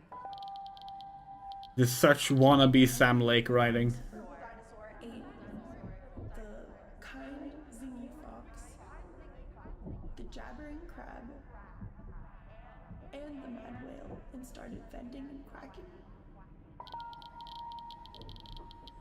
The hungry purple dinosaurs ate the kind zingy fox, the jabbering crab, and the mad whale, and started bending and quacking.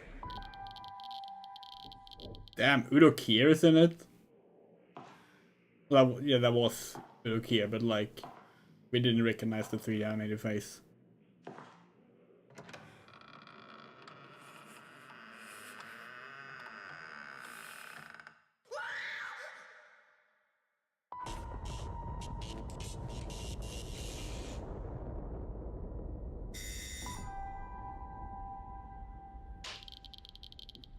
Wait, that's wasn't Death Stranding 2, that was OD?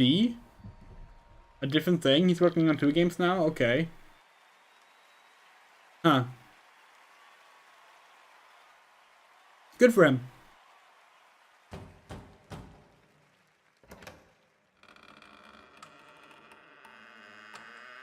Oh no, okay, here he is. Please welcome the visionary game developer behind OD, Mr. Hideo Kojima! It's so, like... We like Kojima, let's be clear about this, we like Kojima. But like... This is such favoritism on a ridiculous level. Thank you, Jeff. 10回目となる記念すべきこの TGA で、新作のゲーム OD、発表できて非常に嬉しいです。このゲームには、ソフィア・リリスと、ハンター・シェーファーとウドッキアさんが出演されます。はい。I'm really glad to be at the 10th Game Awards. Really happy to show the new title OD, and this title will feature main role Sophia Lillis, Hunter Schafer. Yeah, you're thinking of when he pretended to be a Swedish game developer called Joachim. I forget what the name he had. And he announced the Phantom Pain. This was when Metal Gear Solid Ground Zeroes was just called Metal Gear Solid Ground Zeroes. And then he announced the Phantom Pain, and then later he announced they were both Metal Gear Solid 5. 言葉で説明はしにくいんですけども、これもちろんゲームです。遊んで楽しめるゲームなんですけども、ある種映画でもあって、さらに新しいメディア Mogren, thank you, Joachim Mogren. という可能性を秘めたものです。So I'd really like to always challenge new things, groundbreaking things, and that's my kind of rule. But this one, with help of Xbox Game Studios and using their But this is his Xbox game, okay. I'm kind of doing this together, but it's really to make immersive and also something that no one has seen before is what I'm trying to do. And it is a game, don't get me wrong, but it's at the same time a movie, but at the same time a new form of media. Well, we can't wait to learn more about what you're working on. Oh, wait. Is there somebody else at the door? Oh no, here we go.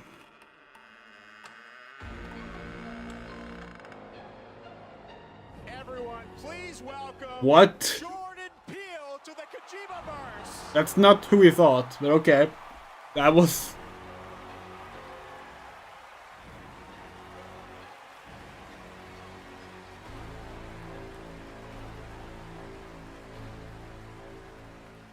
What's up? How's it going? Oh my God, Jordan, welcome to the Game Awards. What a fun surprise. I know you're a big fan of Hideo's games, right? A huge fan. The Hideo Kojima OD logo looks like the new Remedy Games logo. Just gonna say it. Moment I played Metal Gear Solid 2, I knew I was experiencing the work of an artist whose craft just hits different. And he's been an inspiration to me, and the opportunity to collaborate with him is truly incredible. In my films, I'm always trying to maximize the immersion, put the audience into the main character's shoes. Hideo is the master of this, and he does it on a whole nubba level. And what he's cooking up here is completely immersive, utterly terrifying, and I am absolutely honored to be collaborating with the GOAT. Let's go! We're looking forward to finding out what the game is, okay? Because that trailer didn't exactly give us anything. ジョーダンは天才と評価される数少ないクリエイターの一人で、僕はもう彼の大ファンだったんです。で、お会いして非常に気が合うので、もう最初に会った時から、昔からの知り合いみたいな、幼なじみみたいな感じで。で、僕は映画を見て育ってゲームを作っています。で、ジョーダンは、ゲームを、遊びながら育って映画を作ってるんで、この2人が一緒にコラボするの非常に面白いかなというので、ジョーダンと一緒にものを作り出しました。Well, Jordan is one of those genius, and I've been a big fan of him. And when I met him, I felt like we were friends from the past. We get on very well. We like things that we both like, and we're really happy, and we wanted to collaborate something. And this time, well, Jordan, I grew up watching movies, and I'm a game creator now. Jordan grew up playing games, and he's a movie director now. So this two collaboration will be really awesome. So that's why I wanted to do something together with Jordan. あとですね、Like the implication that Jordan Peele did not watch movies growing up. まあこのプロジェクトは、ジョーダンだけではなくて、まあ多くの、クリエイティブサポーターとかまあ人たちと、まあ参加が予定されてます。でそれぞれの恐怖っていうのの焦点を当ててもらって、ストーリーテリングしてもらうと予定です。でここではそのメンバーを紹介できませんけども、非常に豪華な夫人というか巨匠たちの集まりなんで、僕はその彼らを集めてアベンジャーズと呼んでます。ぜひ楽しみにしてください。So what I could say right now is that I'm kind of Oh, sorry, we forgot to raise the volume back up earlier. Other creative collaborative partners with me on board on this project. I can't really say who they are right now, but I tell you, they are the legends, and they're going to be amazing. And I actually call them the Avengers. Well, the door's closed for now, so no more special guests, but it's going to be amazing. I just want to stress that what this man is building here is unlike any other game. It is going to be crazy. Okay, so we need to bring this up again. Cannot wait to learn more. Look how much time they spent on this announcement for something they can't even talk about what it is properly. At an award show. It's time for another game announcement. This one's 65 million years in the making. I own an island off the coast of Costa Rica. Really spectacular, spared no expense. For this place. Okay, what kind of Jurassic Park game is it this time? Something that was real. It's gonna be a VR one. It's like an adaptation of the first film. Again. This is Dr. Maya Joshi. I've been left behind on Isla Nublar. Oh wait, no, it's not. If this is a survival horror game, maybe it's like a Trespasser spiritual successor. That would be much to our liking. Trespasser 2, please! We love Trespasser. Although Trespasser 2 is kind of Aftermath. Jurassic World Aftermath is kind of Trespasser 2, although it's exclusive to VR, which is why we can't play it. It's Dead by Daylight. Oh god, it could be, couldn't it? That would be so disappointing. Although how would the raptors hook people up on spikes? Is anyone there? Oh, we're gonna get the yeah, Dilophosaurus.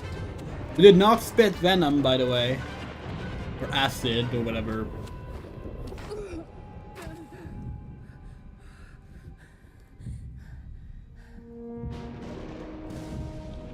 Now, Jurassic Park Survivor got cancelled. That was a game in the early 2000s. They could call this Survivor. It would fit the Trespasser theme. Oh, it's Alan Wake now. Oh, this looks very Trespasser. Please don't be VR. Please don't be VR. Please don't be VR. Survival, close to Survivor. Please don't be VR. Please don't be VR. It's not VR. Please welcome Grammy Award-winning producer Zed.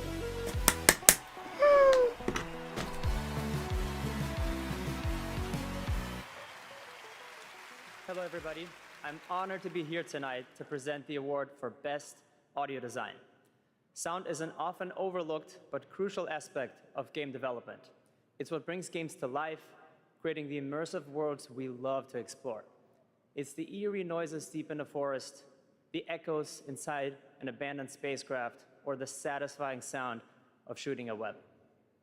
This year, we've seen some incredible examples of audio design in We games heard our as palms talented sound clapping. designers have pushed the boundaries of what's possible. We love Here are the Trespasser. We nominees. streamed it 2 years ago. We're gonna stream it again. Because of this, we're gonna stream it again. Okay, hold on. We need to point out. Sorry, we've been talking over this part. Is audio design really overlooked? Isn't that like one of the most common things people will talk about in a game?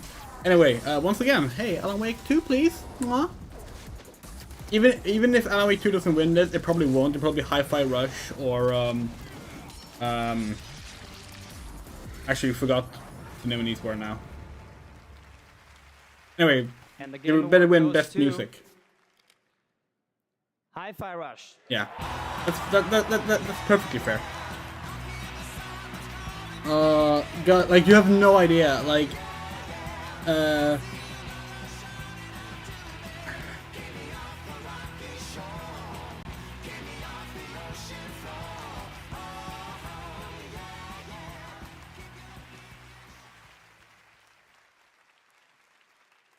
Thank you so much. 信じられません。このような素晴らしい Also good for Tango Gameworks. Good for Tango Gameworks. We're glad that their surprise announcement game is getting acknowledgement. Speaking Japanese, indeed. At least it's not speaking foreign language this time. 心より感謝いたします。本当にありがとうございます。 Just a quick translation. Thank you for this amazing award. It's so glad that the work that the team has done together to achieve has been recognized here. Thank you to everyone who supported this project. And from myself, thank you to our family, friends, partners, pets. Thank you everyone at Bethesda, ZeniMax, Microsoft, and all the players out there for going with this ridiculous project. Oh, we're so glad. We're so happy for Jurassic Park Survival. And you know the best part? It's not called Jurassic World. Thank you. If you don't know, Jurassic World, the first one, Jurassic World is one of our most hated movies ever made. Let's turn to the world of Fortnite. Yeah. If you haven't already, check out the Game Awards Island in Fortnite. It's been updated with new trophies tonight to collect. Fortnite is expanding into a full-on platform with tons of new experiences. Yeah, it's beyond horrifying Battle Royale. actually. Earlier Just, today, but, Lego yeah. Fortnite launched, and on Saturday, the music game Fortnite Festival. Tomorrow, though, the team at Psyonix behind Rocket League delivers Rocket Racing. Here's your first look. Yeah.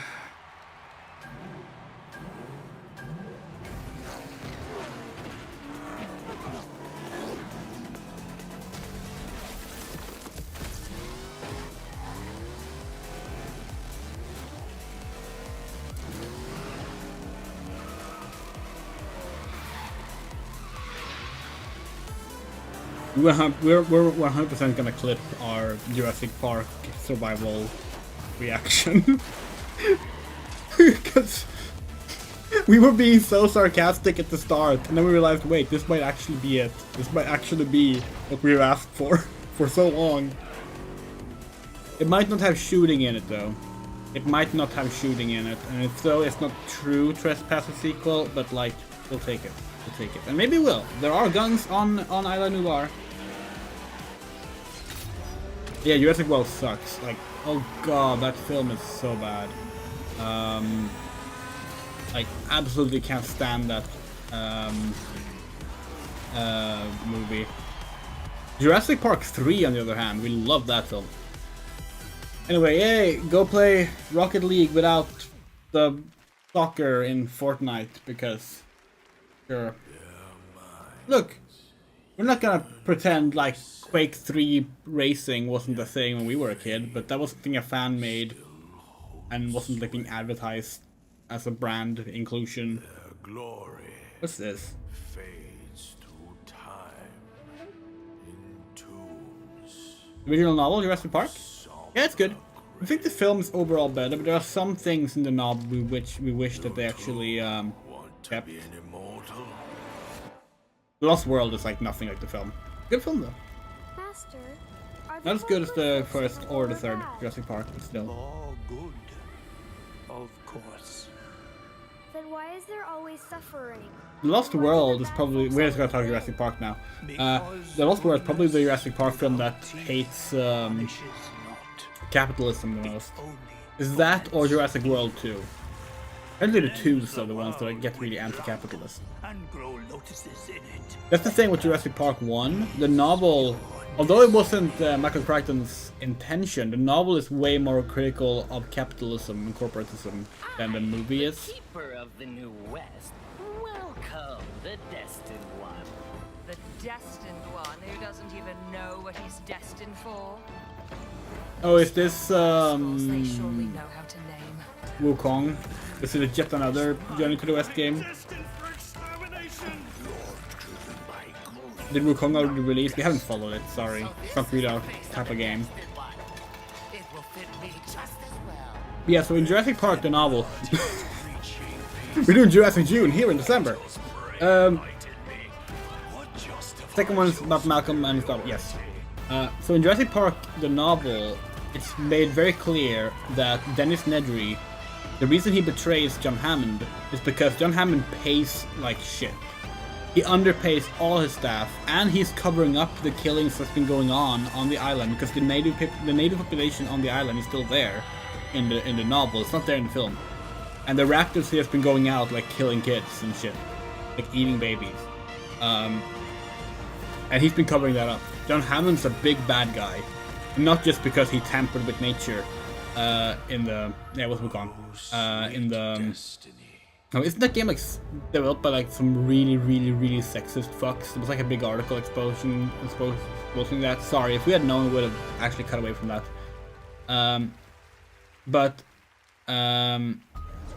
Yeah, Dennis Nedry betrays John Hammond because he sucks. Oh, is this Suicide Squad? Oh, damn. And that's just not in the film at all. There's like it's like an offhand mention that Nedry isn't making much money, but like it's not a big focus, and he instead becomes the main bad guy. You know, it's a shame. It's still a great film. It's still a better film than the novel, but that aspect of the novel, we really do miss. Yes, it is funny how Michael Crichton wrote the script for Lost World that has nothing to do with his novel, apart from the Site B stuff.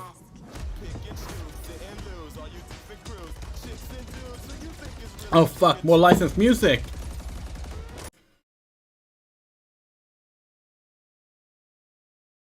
Ugh, so annoying. Oh, they made a the Flash comes fast joke. Funny. Isn't it funny how Captain Boomerang uses guns? Like, he has a boomerang, but he mainly uses guns.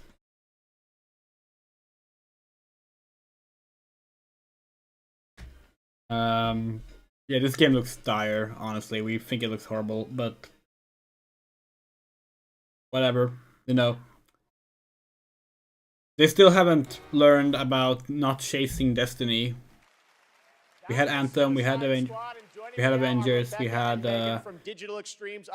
what's that one that launched with the PS5? Godfall? We got a special Warframe Twitch drop tonight for those of you watching on Twitch. But I understand you've also got some other news for Warframe fans on the next expansion, right? Yeah, we do. You know, it's been 10 years for Warframe, so 10 years. 10 years for Warframe? Holy shit! Just because our game is probably the oldest game here, maybe, but yeah, we have going strong. I know it's because our community is so awesome, and we really wish we liked Warframe. We tried playing it, we could not get into it, but like we envy all of its fans. They seem to love that universe and everything. It's been an incredible ride. 10 years of just our incredible developers, our community, just supporting us. Love their looks, by the way. Those tats and like the is that Midna? Is that Midna on the shoulder? Fuck yeah! Oh yeah. And like the little like claws. All right, thanks guys. Let's take a look. I want to look more at them, yes, but okay. Oh yeah, Warframe. This is Warframe 1999, the one with Ben Starr, or is it something else? But now, you have changed everything. Because maybe is Ben Starr is voicing main character. Well, you know, it can't be worse than Final Fantasy 16, right?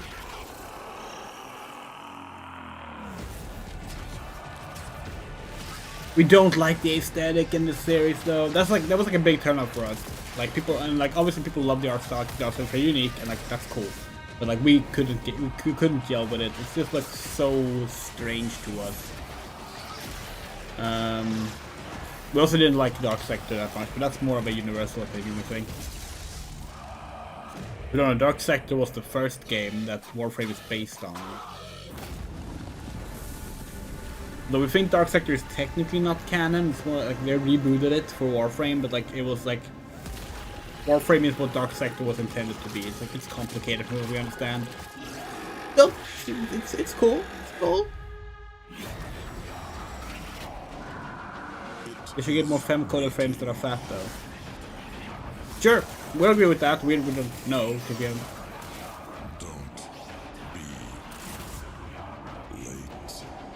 I think that was Ben Starr's character that was firing a rifle. If this is the 1999 thing. No, this is Whispers in the Wall. Sorry, we're just talking out of our ass.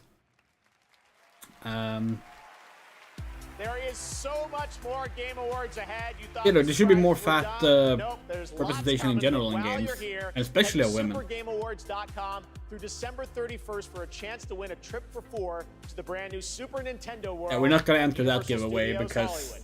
Here's a look. that's not really something we're interested in. Like if we got it, we would take it, but like it's one of the things where like it's not our thing, so like why would we risk taking away the chance for someone who really wants to go, kind of thing, you know? Experience the immersive world of Super Mario. Also, like, Brought to life like maybe never one day when Super Nintendo World has a world we care about in it. Right now it only has Mario stuff and some Pikmin hidden around, and they're doing Donkey Kong next. It's like, Universal Studios Hollywood. get us Splatoon. If we can go visit Inkopolis, like, yeah, fuck, we'll go. Well, we won't, probably. We couldn't probably not afford it, but like, you know.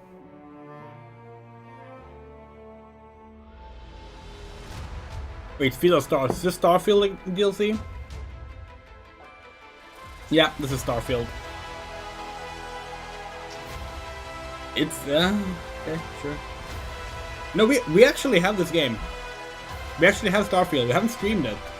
We don't know if our computer can handle it. Fun story, right? You know, our friend Moto. He's often in the chat, but he's sleeping right now. He upgraded to a new graphics card, right? And he got a copy of Starfield with it. But it was like, I'm not gonna play it, you can have it. And I was like, well, I don't think my graphics card can handle it. And he was like, well, I'll get you, you can, like, I have my old graphics card left, like, you could get that. And that didn't end up working out. But we have the game. Death to the dead. We have sworn to protect the living from the lingering death. Oh, this is that game that Don't Nod is making, right? To bring peace on errant souls. Once their grip on this world is broken.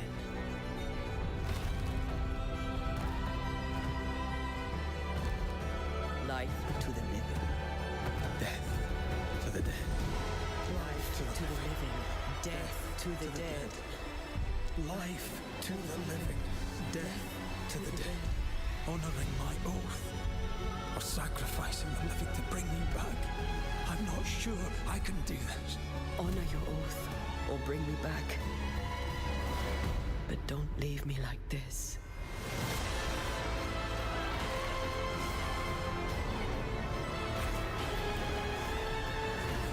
Don't Nod, okay, so like, we're not saying this is like, and it seems like you get to play both of the characters, so it doesn't really apply here. But Don't Nod really had like one big hit with a female lead, and then they were like, okay, now we're gonna make male leads from now on. What is your emergency? They did Vampire, Life is Strange 2. I guess they had a shared lead with that Tell Me Why game. You ready? And their male lead was a trans guy. That's at least different with than typical male leads. We gotta get you up. Look out! Ready? This is funny because like the first games they made were this Delta Force. This is Delta Force. We should probably like switch away. Hard to say.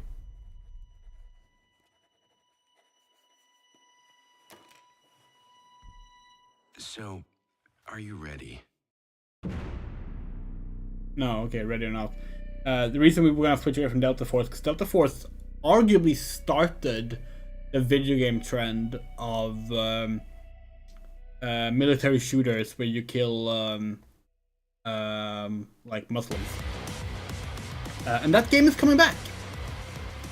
Age of Empires, Of course it is. Call of Duty Warzone Mobile, Little Nightmares, and Tom Clancy's Rainbow Six are just some of the big titles coming to mobile in 2024. Oh. Head to the Game Awards on Twitch to vote for which title you want to win Google Play's own Play More award. Now, please welcome last year's winner of Games for Impact for the game Some of As those Dusk games are Falls, already which is on coming to PlayStation mobile. on March 7th and is available for pre-order tonight. Creative director Caroline Marshall. You know, we have to give one little bit of credit to the Game Awards here, right? Last year they were heavily criticized for the lack of women on stage. Bonsoir, everyone. They have at least gotten This much year better on was that. Definitely a highlight of my 22 years in the industry.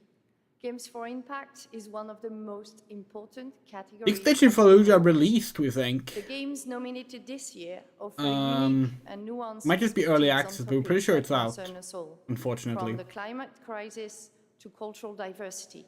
They broaden our horizons, foster empathy, and connect us as humans. In a world torn apart by divisions and intolerance, this is one of the most essential powers of our medium. Here are the outstanding nominees. Games for Impact. We're not okay. They are not doing it, huh? Legend says a traveler will reunite the peoples. What's the theme? Using this year to make an impact.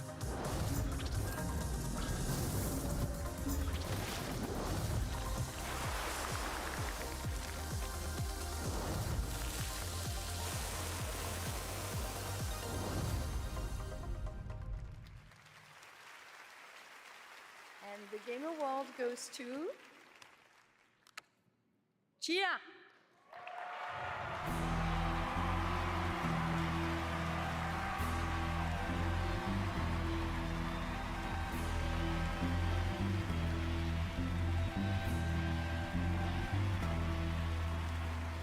Thank you.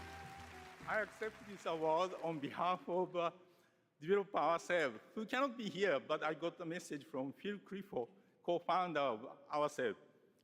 I'd like to thank ourselves family for your trust and unbelievable talent, Kepler and Sony for believing in this crazy project, and the entire population of New Caledonia, who championed and embraced cheer all along.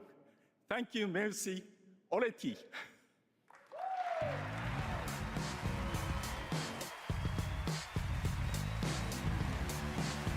Yes, this would be a good opportunity.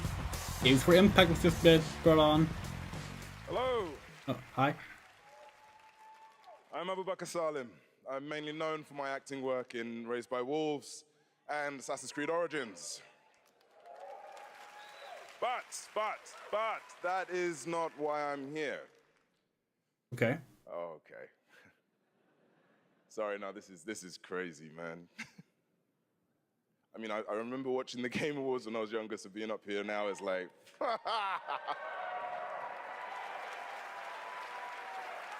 Oh, this Reggie. Look, I've loved games all my life. I mean, I played them all my life, man, from Kingdom Hearts, Garry's Mod,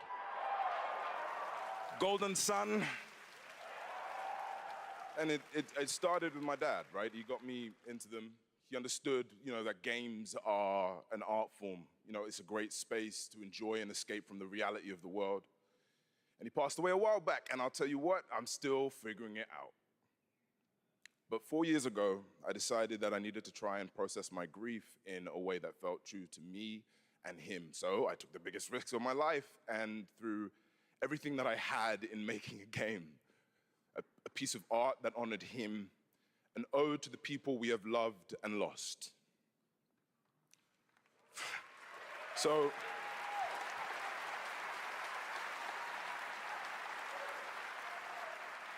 the reason I'm here tonight is because with the love and support of a lot of people here, I'm going to take another big risk, and I'm going to show you what we've been building. I'm going to offer you this game, a game from my old man. I hope you like it.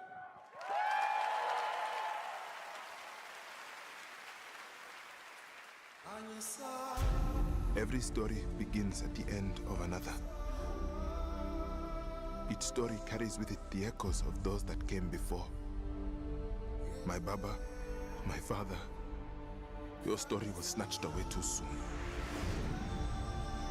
My name is Zhao, a shaman of Kenzera. Here, I seek my father's return. Oh, a side scroller. This is gorgeous.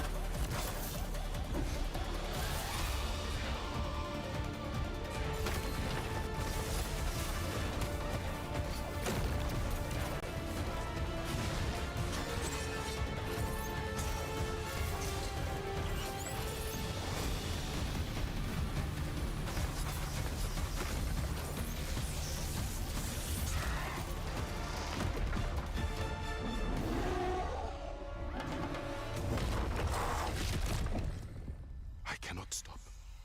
I will not stop. Kalunga, god of death, hear my plea. Kalunga, god of death, come to me. Show me you are ready. Damn, that looks really good.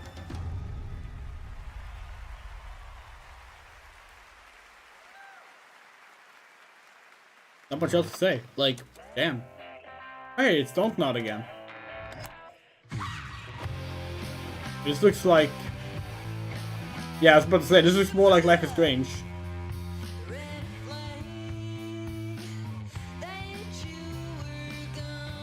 Oh, this... Oh!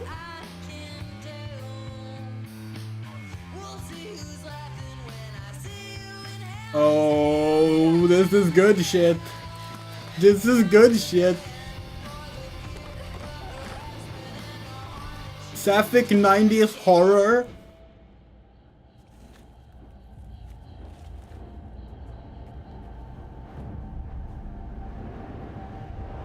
Oh, this is so promising. Don't fuck it up with something annoying at the end, please. It's been 27 years, y'all. Oh, okay. Why now? Not a 90s horror. Because Present day. we made a promise. We're there. We're there. Lost Records, a brand new world from the development team behind Life is Strange. Now we have a world premiere new look at a game based on an ongoing franchise of 18 years with over 800. We gave Life is Strange like our game of the year, and it was competing with Undertale that year. So like, yeah, we're here for it. Cartoon 3D graphics with hardcore action.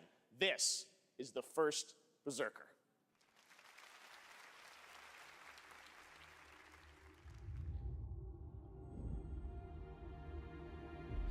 Dungeon Fighter universe.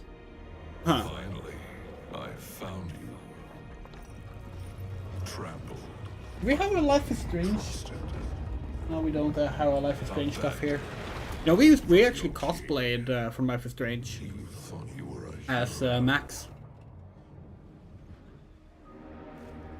And we had our friend cosplaying Chloe, but like she's shorter than me, and Chloe is supposed to be the taller one. So like when we took photos together, we had to use like trickery with the camera and positioning. It was kind of fun. Living Spirits Within. Oh! Thank you for asking. 1 second. 1 second. Oh! No, is it not here? Where is it?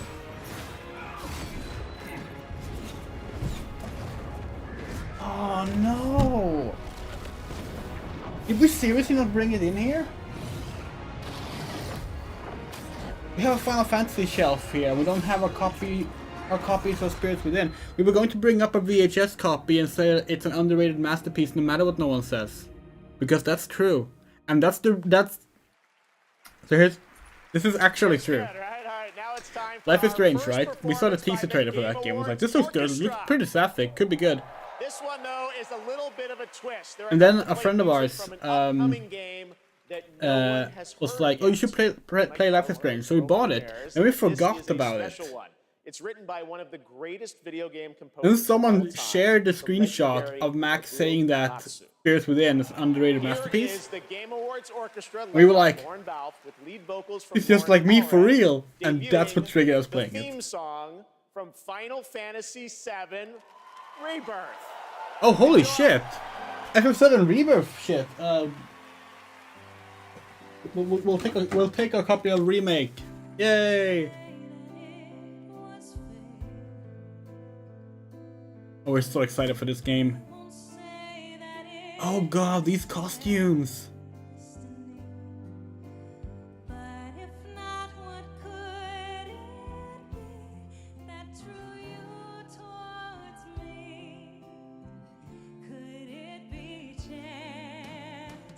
And yes, expect a playthrough of this on our channel before this comes out. This game is amazing. Obviously this game is amazing as well. But like, this game exceeded all our expectations.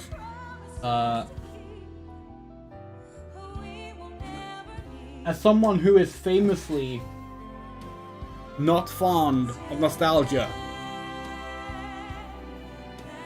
these remakes, Jesus fuck.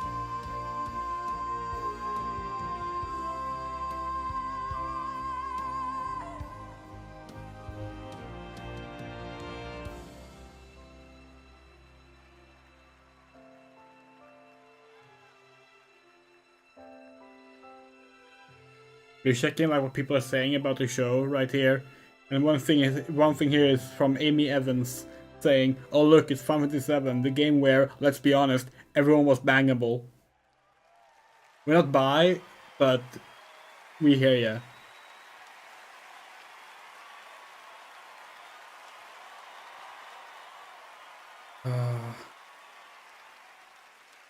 What an absolutely beautiful song from Final Fantasy VII Rebirth, which is nominated for Most Anticipated Game tonight.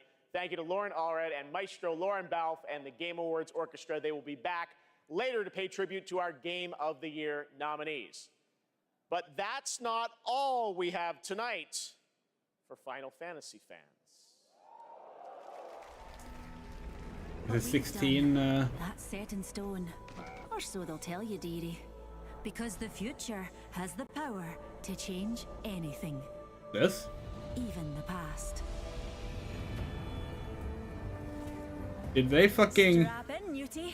Things are about to get mighty interesting. Fucking crossovers.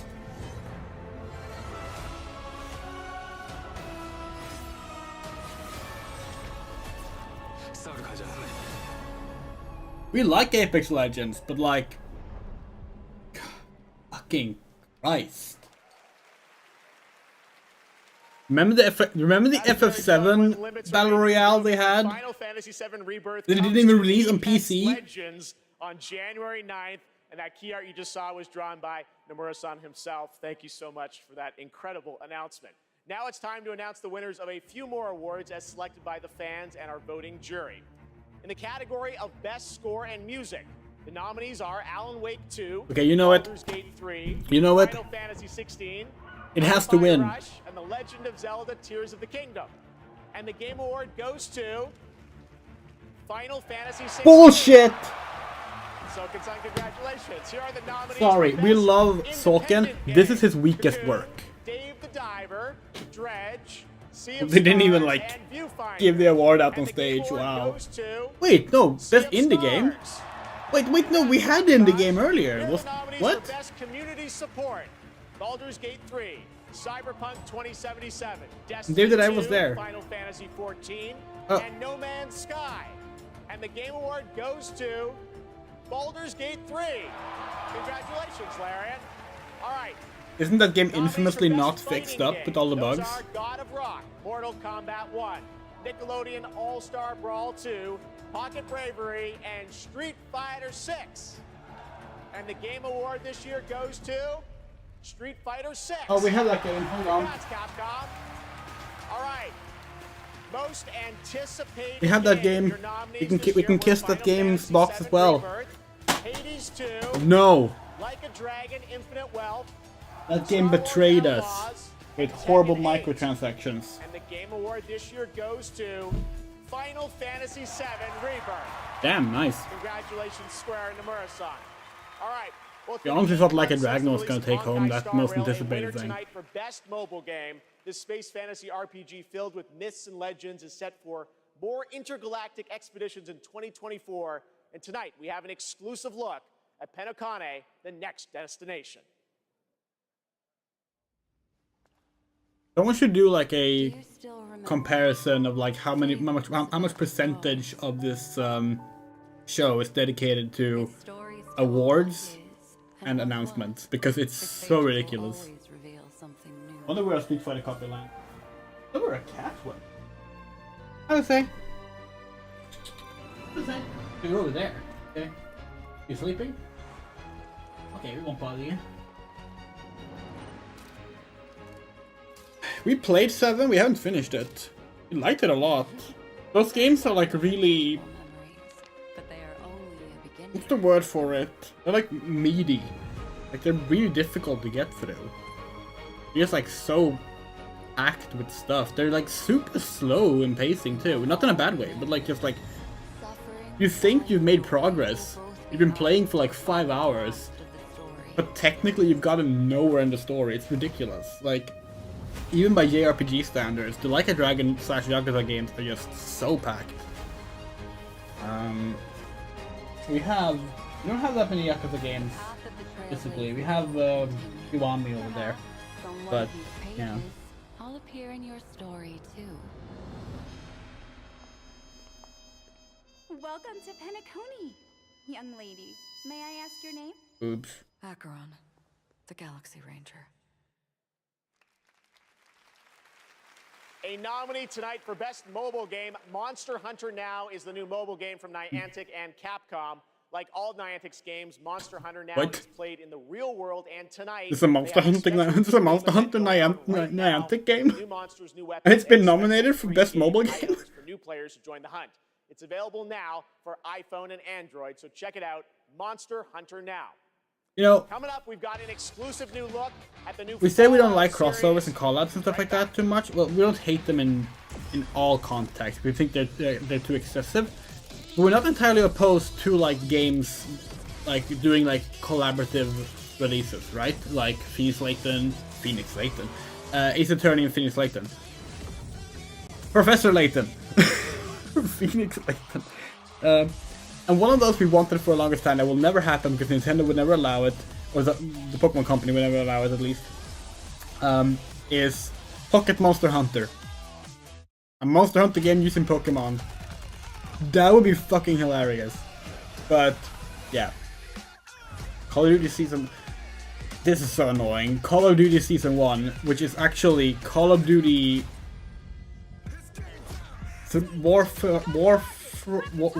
Call of Duty Warfare 3.0 Season 1.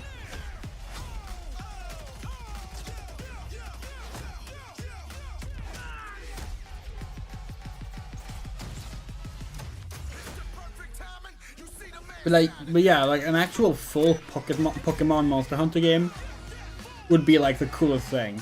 You can even set it in like the Legends Arceus era, because like that game feels kind of Monster Hunter-ish in many ways. It's a really cool game.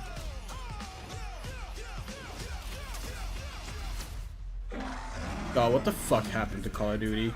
Remember when Call of Duty was like, hey, we want to do Medal of Honor, but we don't have that name anymore. It's alive! February 16th! God, if it actually releases, that's gonna be amazing. Oh, is it back to having supernatural elements again? Oh, 3-player co-op. So this game is ridiculous. Like, normally we would tab away because it's Ubisoft, but like this game, right? This game has been in development for 10 years. It's fucking ridiculous. They can't make this game because Ubisoft keeps changing what it's gonna be, and like they just keep having like abuse and like poor management scandals in the development.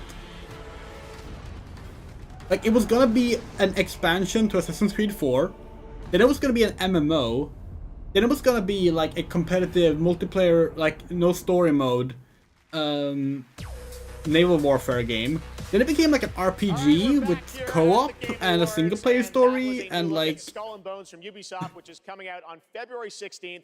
I'm happy to announce that players can register now for the upcoming closed beta from December 15th. they had a closed beta in like 2017. And now it's time for the announcement of the next game from the studio that won Best Game Direction in 2021.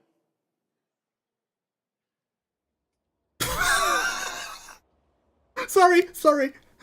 They meant Arcane. That's well earned. It's just best game direction. Bethesda was the funniest shit we've seen. We love Bethesda games. Well directed? No. What is this? What is Arcane working on? Turn that shit up. Probably a game with stealth mechanisms and oh, Tribes 3. We want to play that actually. Is that open beta or closed beta?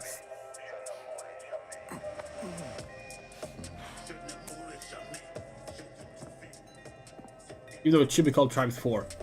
Relax, man. I don't bite.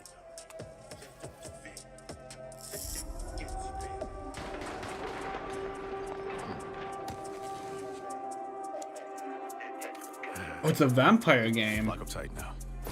Wait, wasn't their last game a vampire game? It's Blade. Arcane is doing Blade?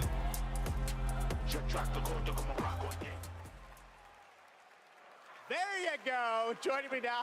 Did not see that fucking coming. That could be really cool. From Marvel to tell us how did this come together, guys? Well, Jeff, I mean, we'll be honest. We would have preferred like an original IP, but like on bringing together world-class talent with the fan favorite characters that they love. Now, we are huge fans of Arcane Leon. Yeah, like the Dishonored style gameplay with innovative gameplay, but because for of their Blade is kind of perfect. And that's why, on Blade's 50th anniversary, we are so honored to announce this true Marvel team-up. Yes, and after Dishonored and Deathloop, our first order of business was to make another very Arcane game, but with a title that is easier to say in a French accent. And when we had, when Sébastien Mitton and I had a chat with Marvel, said, okay, let's really challenge them. Let's present our wide. God, we're way more excited about that than the Wolverine game. We were already excited about the Wolverine game. We ate it up. I mean, the Arcane touch fits Blade like his trademark trench coat. And I mean, think about it. It's a mature action-adventure game, single player, where you get to play Blade your way. Is it first person though? Believers, it's a dream come true. Very excited to learn more. I think why this character. They call it an action adventure. They didn't say first person action game. So half vampire, torn between the warm society of the living and the rushing power of the undead. And the Russian power of the undead. Sorry. His dual heritage resonated with me. So yes, it is a dream to be making a game about Blade in Paris, my hometown. Well, very cool. Very excited for that. That's a really cool announcement. And if my hometown I don't think there was anything leaked about that either. Like we shared it with Bloodthirsty Invaders that come out as soon as the sun goes down. Ça serait un petit peu la merde quand même. Anything else you can tell us? I hope it's better than Redfall. Pretty early, right? I can tell you one thing. Okay. The entire team at Arcane Lyon is, pouring so much love into this immersive third-person action adventure set in the heart of Paris. Yeah. So please sit back, let us cook, and voila! Merci beaucoup. Merci. It's not the end of the world. But Arcane are so good at first-person stuff. We're worried. Now please welcome the star of Twisted Metal, a nominee tonight for Best Adaptation, Anthony Mackie.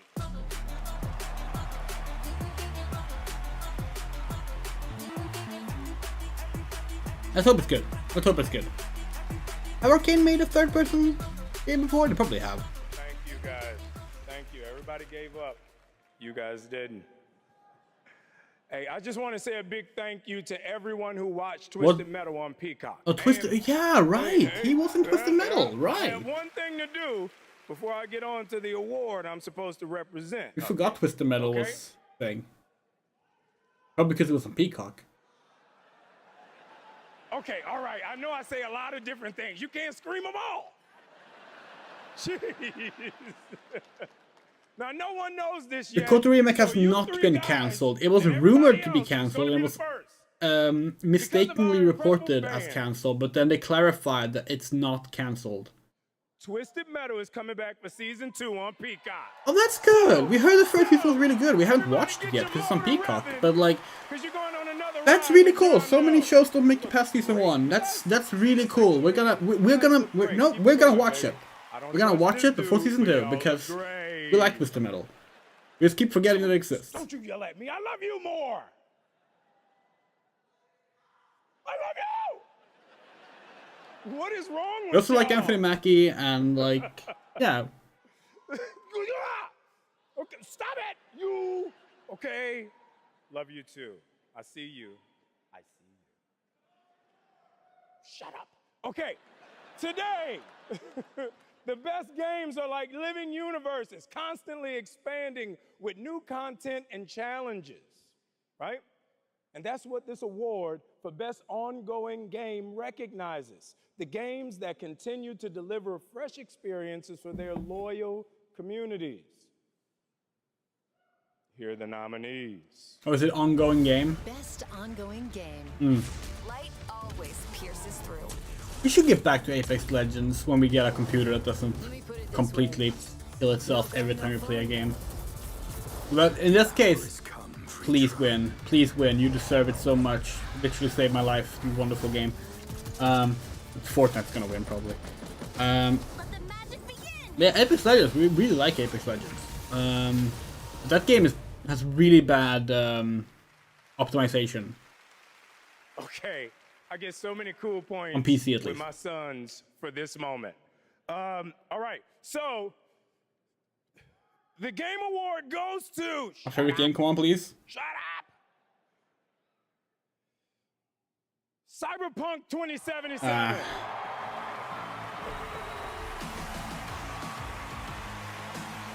Yeah, Apex Legends is strange, because like it's a Source game, and obviously you're saying it's this engine doesn't mean much, but like it's not like that. Like if you check the specs on the game, they're not that high. Holy! It's like it has problems on every computer. This is an incredible moment. From launch to 1.5 to 2.0 in Phantom Liberty, and now the Ultimate Edition, like. The tenacity and the resilience of the team and just wanting to bring forward stories that impact, worlds that are immersive. You know, the world being They immersive, and of unionized course, this the year, gameplay right? just being fun. DDPR. They unionized this exciting. year. Team, we accept this on behalf of hundreds of Really people hope there's not who gonna be put more their hearts reports and of like souls in it. abusive management from them, Please, because Sasha, I including want this guy nothing here but who want nothing but good for them, you know. Want every I have to include here company our to amazing improve. players. They've been with us throughout the whole journey, gave us feedback, made funny memes, videos, you know, wrote posts on Twitter, on Reddit. It was amazing, you know, to see the reception of the players when they were actually getting all of those updates. Just recently we shipped update 2.1 for Cyberpunk 2077, and it's for all of you. Thank you so much. Thank you. Thank you. Oh, they walked the right way. No, they didn't. No, they didn't.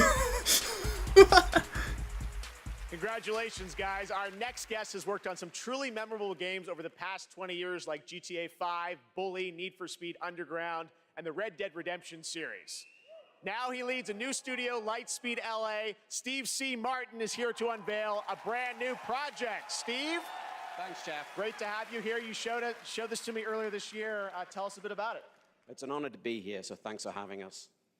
Over the past few years at Lightspeed LA, myself and a remarkable team of over 200 talented, diverse industry veterans and fresh new talent have been in deep development on a fully original, AAA, futuristic open world game. Okay. Tonight, we're really excited to offer you all a sneak peek at what we've been working on. I'm so excited to share so much more with you in the future. But for now, I hope you all enjoy this first taste. Amazing. Let's take a look, Steve. Here we go.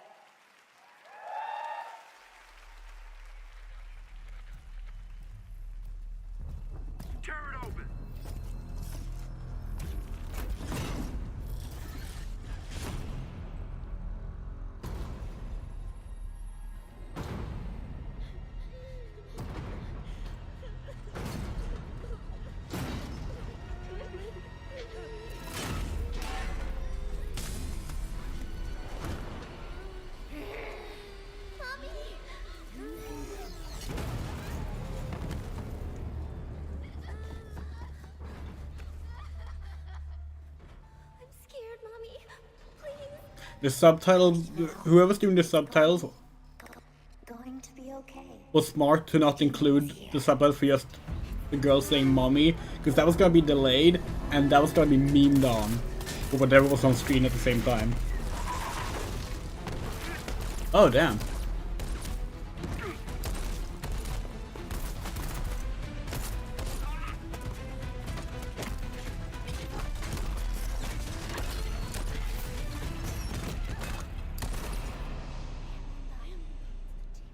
Okay. Follow me. Come with me if you want to live.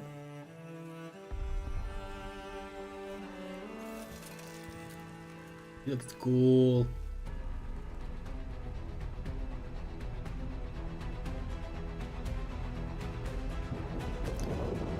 But of course, the first thing I have to say, and the first thing I can think of is, this game was announced by a white guy, and it's another futuristic, Asian influence, cyberpunk thing. Is it being developed by, like, a notable number of actual, like, Lift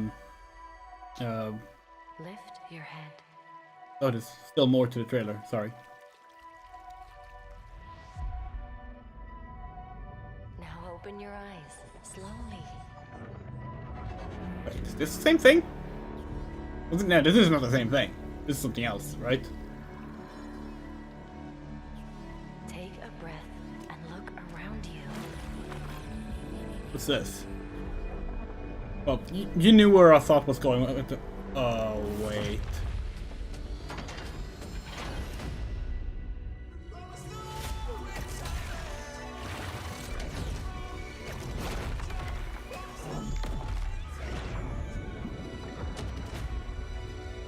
What is this?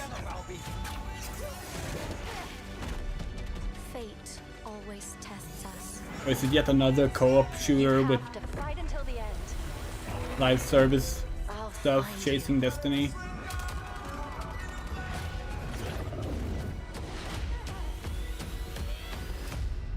The First Descendant. Oh, it's by Nexon. That was The First Descendant, which is launching the summer of 2024 from Nexon. Now we have a new look at Hoyo versus next big game, Zenless Zone Zero, an urban fantasy ARPG. I had my eye on this one for a while. We had it at Gamescom, and we're excited to unveil. Oh, is this the their one with the latest funny announcement animation? right here at TGA. We don't care much for Hoyo versus games. We were briefly into Genshin Impact, but like we just can't do the gacha bullshit anymore. This game has funny animations. Like it's very like snappy in its animation, and we like it. I think it is at least. Yeah, it is. Very snappy animation. Cool. Not everyone likes it. Some people think it looks very strange the way it's animated, but like, we think it's cool.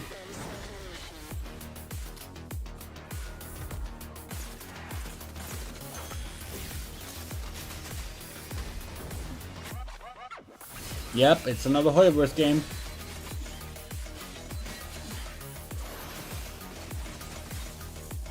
They're a big deal now.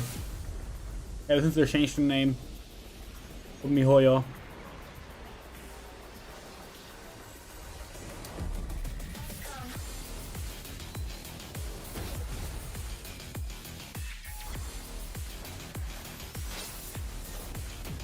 It looks cool, like genuinely, we think it looks really neat, and like it seems to be more of a shooter, and we like that, but like, no. Maybe if they like stopped making free-to-play gacha games at some point, we'll consider it, but like, yeah. Exactly, like no, we can't. We're way too like easy of a target and stuff like that. Because no problem. And we've actually like managed to stop basically playing every gacha game now, but for the longest time we like got hooked. Like it was one point, it was years ago now, but at one point we were playing 14 gacha games on a regular basis, and like it's so unhealthy. This looks cool. This looks very cool. Although we're worried it's... Is it like an original IP or... Is it multiplayer? Is it single player? It's like... It looks like a multiplayer game, right? This looks like competitive mecha fighting, not just like PvE. That's not a bad thing, but like it means that we might not be the main target for it. It might be a free-to-play game. It looks very cool though. It's gorgeous, and like the mecha designs are neat, and the gameplay looks very fast-paced and cool. It reminds us of Strike Suit Zero, and of course Armored Core, obviously. Put Armored Core. Okay. Mecha Break, that's a bad and Closed Alpha is probably a multiplayer game. The latest Cyberpunk update, but we haven't told them what they're playing on. Let's see what happens when they find out. This looks amazing. Ray tracing is beautiful. Yeah, it's super real. What do you think's powering your gaming? Like a 4090? 40 series? You're actually playing on a Chromebook Plus. Wow. Streaming on GeForce Now. Oh. What the heck? Oh my god. I would never have guessed that. I might have to look into getting a new Chromebook. Yeah, I mean you're not gonna get that these days. You can probably they would probably be able to release a $70 game and it would still have gacha and they would get away with it. Turning against us. What's this? As we battle against the bugs, the automaton threat grows more. Wait, is this like a Starship Troopers thing? We need valiant soldiers. No, it's just another game using bug aliens. And spread our message. Oh wait, this is an existing game, right? It's not a new game. Yeah, it's Helldivers, right? Helldivers 2, even. Oh yeah, just over there. Fight alongside a squad worth dying. Again, know the game, have not played it. Join the Helldivers. Yeah, oh yeah, Elizabeth, like actual gachapon machines can be pretty fun. Although honestly, like they are also kind of predatory and addictive. The second time we went to Japan, we arrived in the middle of the night, so we had to spend time to wait for our hotel to open, or a hostel actually. We spent some time, we went to like a manga cafe, we went to like Denny's, and then we went past a store in Akihabara that had a bunch of gachapon machines on it, and they had like Hello Happy World keychains, the Bang Dream band Hello Happy World. And we were like, oh, we want the Kaoru keychain, right? There are 5 members of Hello Happy World. There's an equal amount of the 5 members in the gachapon machine. Okay, now we took every like coin we had that fit into the gachapon machine and took one, and we got like 8 different keychains. None of them was Kaoru. Welcome, welcome. I am your host, Warlindor, and I present to you the Old Gods of Asgard featuring that best-selling writer Alan Wake. This is Herald of Darkness.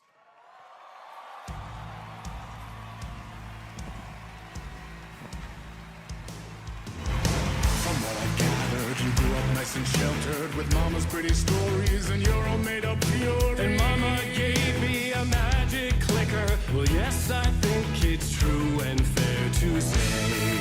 We will sing along with the chorus. Come on in and listen. Lost words you've been missing. All the fire you're bearing. The eye of the darkness. He's there. So you were drawn to stories early on. My dreams would light up my imagination. And you had nightmares night and day. Yeah, but with the clicker, I chased those frights away. Ooh, no. So true. So here is a clue of how to remember. Visions, they come true. Abandon the lights which do.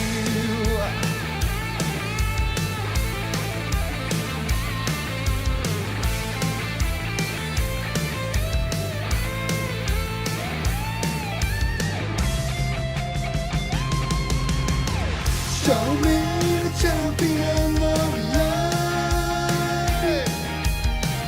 I'll show you the herald of darkness. Lost in the never-ending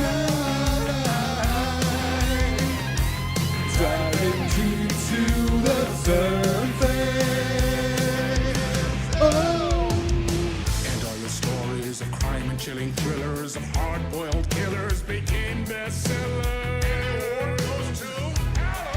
It was all too much, I had to get away. The story's the end, all a piece of true fiction made meaningless in the face of creation. But there is more to it than meets the eye. I never meant for it to ruin my life that way. Would you say you lived a jaded lie? Dark shades could never save the day. So sad, but true. Fighting the nightmares, touching the lights, which a gift or a curse, a reality made of dreams.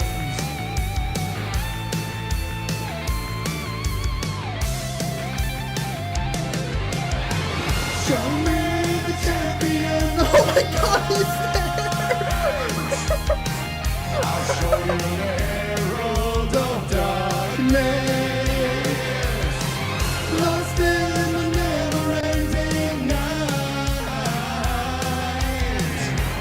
diving deep to the surface.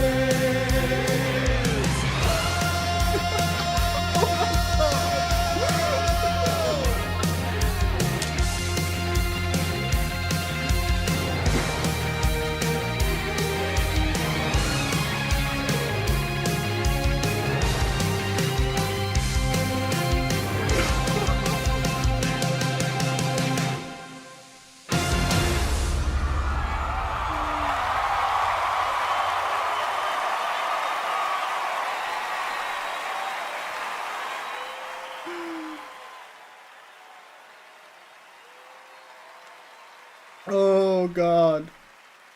This is the reason we decided to actually go through with the stream, by the way. Fabulous Poets of the Fall performing in the role of Old Gods of Asgard. Thank you to the band, Sam Lake, Remedy, Epic, the cast, and everyone involved to bring that performance to life. Something you will only see right here. Ilka Willi was on the there. Awards. Matthew Now it's Peretta time was for an there. update on a game we announced back at TGA in 2017. Oh god damn, 5 years ago?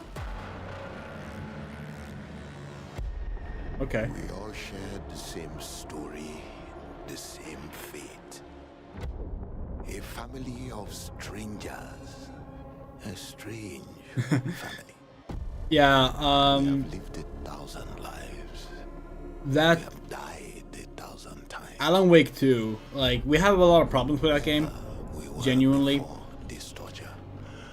But the high moments of Alan Wake 2 is like the peak moments of gaming history. Is that performance count Alan Wake lore now? Probably.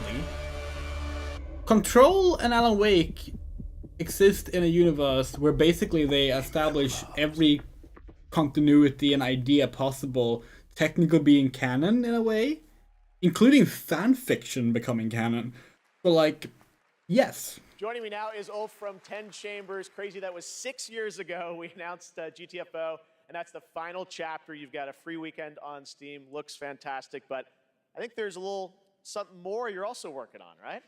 Yeah, first of all, I have to say thank you for having me again. Of course. And you delicious menu. This suit is fucking amazing. Yeah. You look good too, Ulf. Your games look great. So. Anyway, yeah, we're working on something new, and it's He like hitting a on Jeff? passion project, like all our projects are.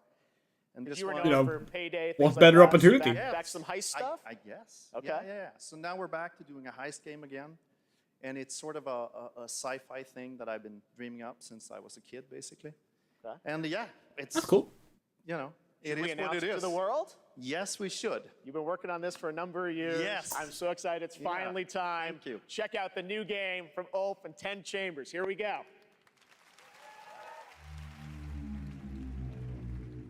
Mr. Bowman, your reservation at Manon Afis is in one. Cancel the reservation. Reset the procedure.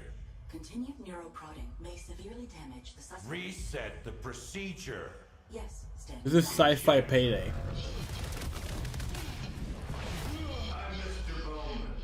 Your subconscious was just spilling the beans about your recent Akajima district break-in. let's continue.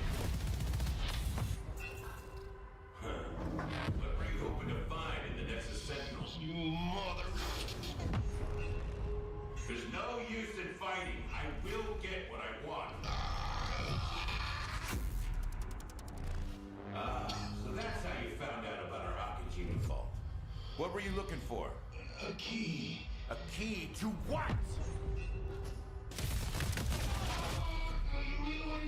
Yes! What's the key for? It's not what, Mr. Bowman. It's who. You see, just like me, you're caught here. You're caught in the den of wolves. To be fair with that though, this is from the people that made Payday 1, 2, and like Payday 2 didn't initially have a bunch of microtransactions, and they did not make Payday 3. That makes us think that like it's the people that left, right? We don't know. We don't know what we're talking about actually.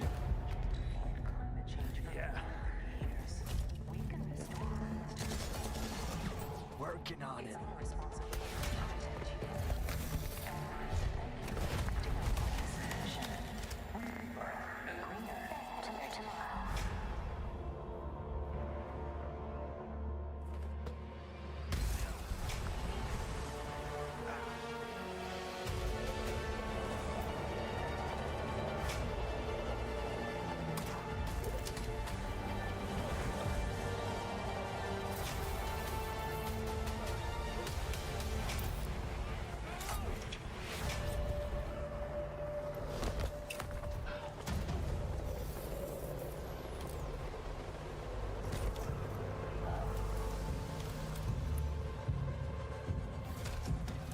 So what is this then?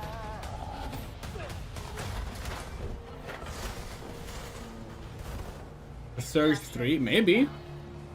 Good to go? Easy in, easy out. That's our ride. Doesn't look like it though if it's like an extraction game, right? Exoborn. Master of the Apocalypse, okay.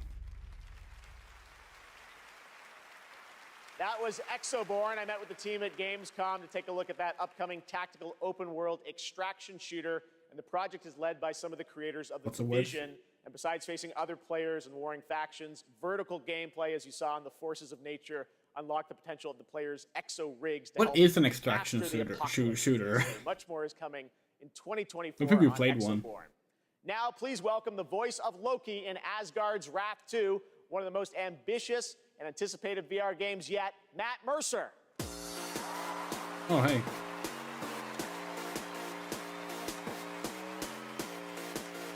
What did you say? Asgard?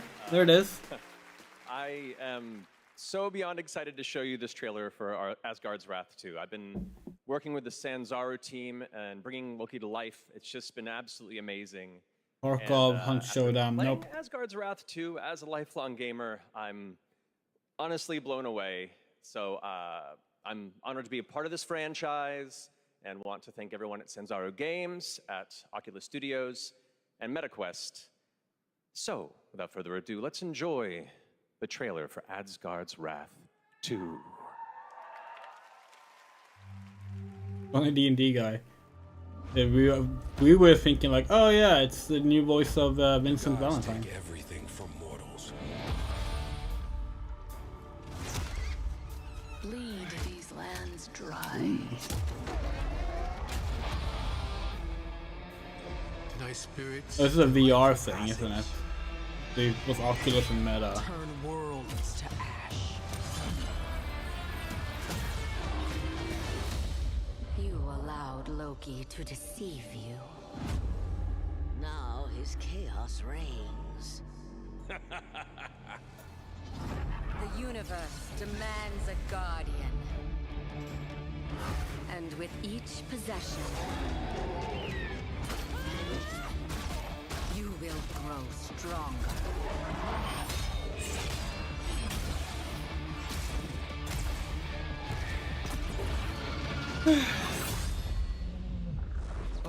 dutiful guardian, here to right your wrongs.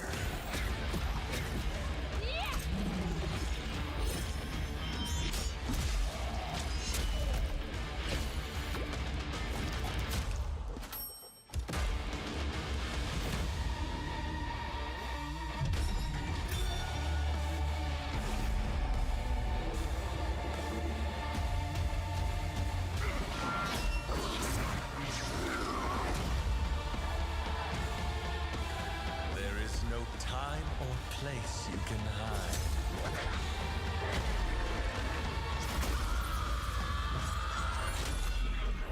Your fate is mine.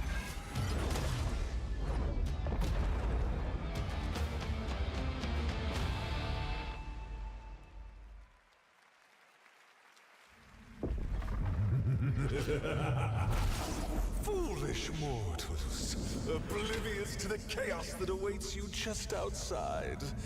I'll see you sooner than you think.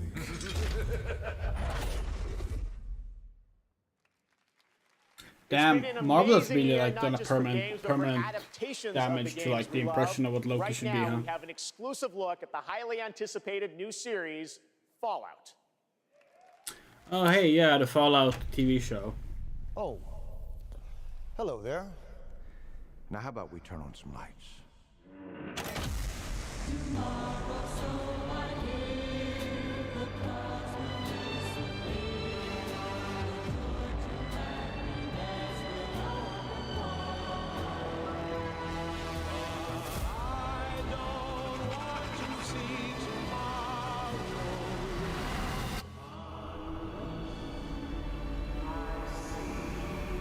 Well, you know what they say. War never changes.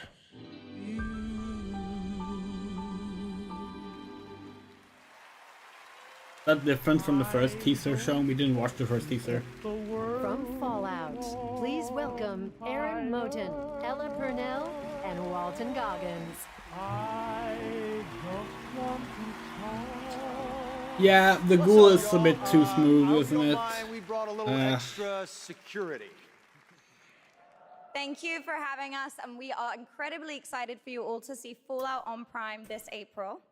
But our real honor tonight is that we're here to hand out the award for Best Adaptation. What? Oh, best adaptation, huh? What, dude? Oh, it says our bosses are here. What? Yeah, there they are. You could barely hear what they were saying there. You couldn't give them more than one microphone. Buddy. Yeah, but we should probably hurry this up. I don't think he can breathe in there. Yeah, how you doing, big man? Okay. All right, let's go. Okay, so this year, video games and film and television were bigger and better than ever before. Here are the nominees for Best Adaptation. Maybe the Mario movie, right? Probably. No, The Last of Us. Of course, The Last of Us is gonna win. I pray for you, Victor Belmont. Which, is unfortunate, you know.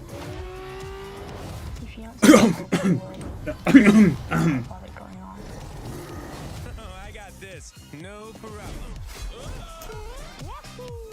20 years ago, the world fell, and that's where the cars and guns come in. Wow. The best game goes to The Last of Us. Yeah, we thought so. Hey, so fun fact, The Last of Us, in particular Part 2, was inspired by, God, what's his name? We just forgot the fucking creator's name. We memorized this shit ahead of the stream and now we've forgotten it. Anyway, the fact that he had homicidal urges towards Palestinians. Okay, clock That's a ticking. simplification of it, but shout the out full to my version is not partner much in better. crime, Craig Mason is watching up in Canada, getting ready for season 2. Oh yeah, Neil Druckmann, there he huge is, thank out right there to on our screen. Naughty Dog family. This one exists yeah. with all your incredible hard work.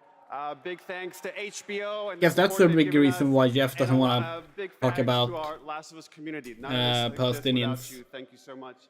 on there as well. We also want to thank our partners at Sony Pictures. A special shout out to Carter Swan and the whole PlayStation Productions team and everyone at PlayStation. Thanks so much. Thank you. Yeah, that's unfortunate.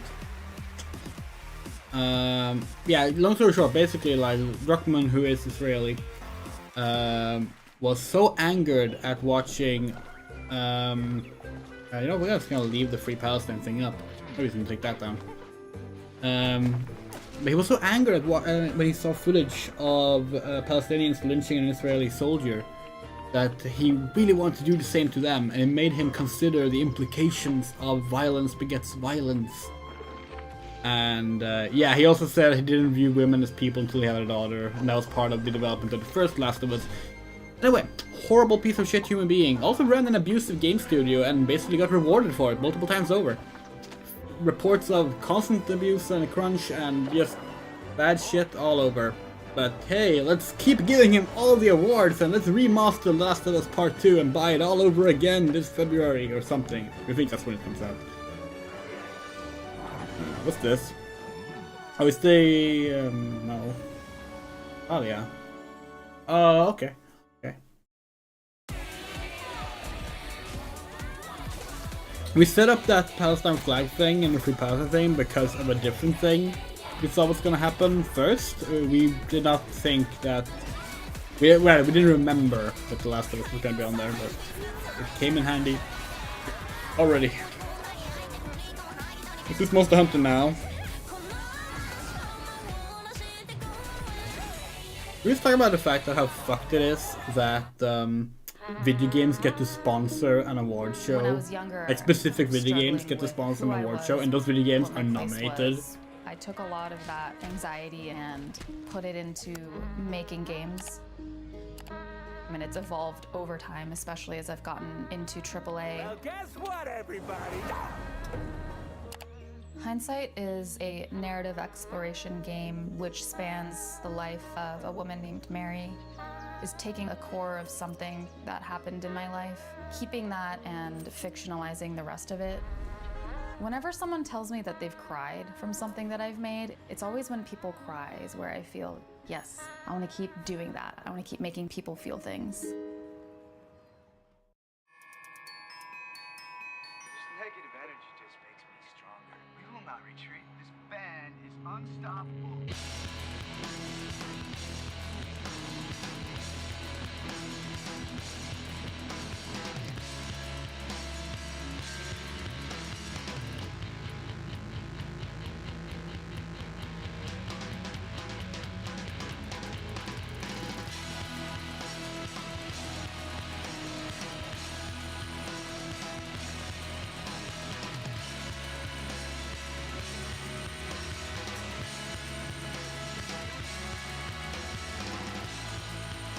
We're glad No Man's Sky is apparently a really good and immersive and like varied game now, but like, I don't know if we will ever actually like check it out, because like,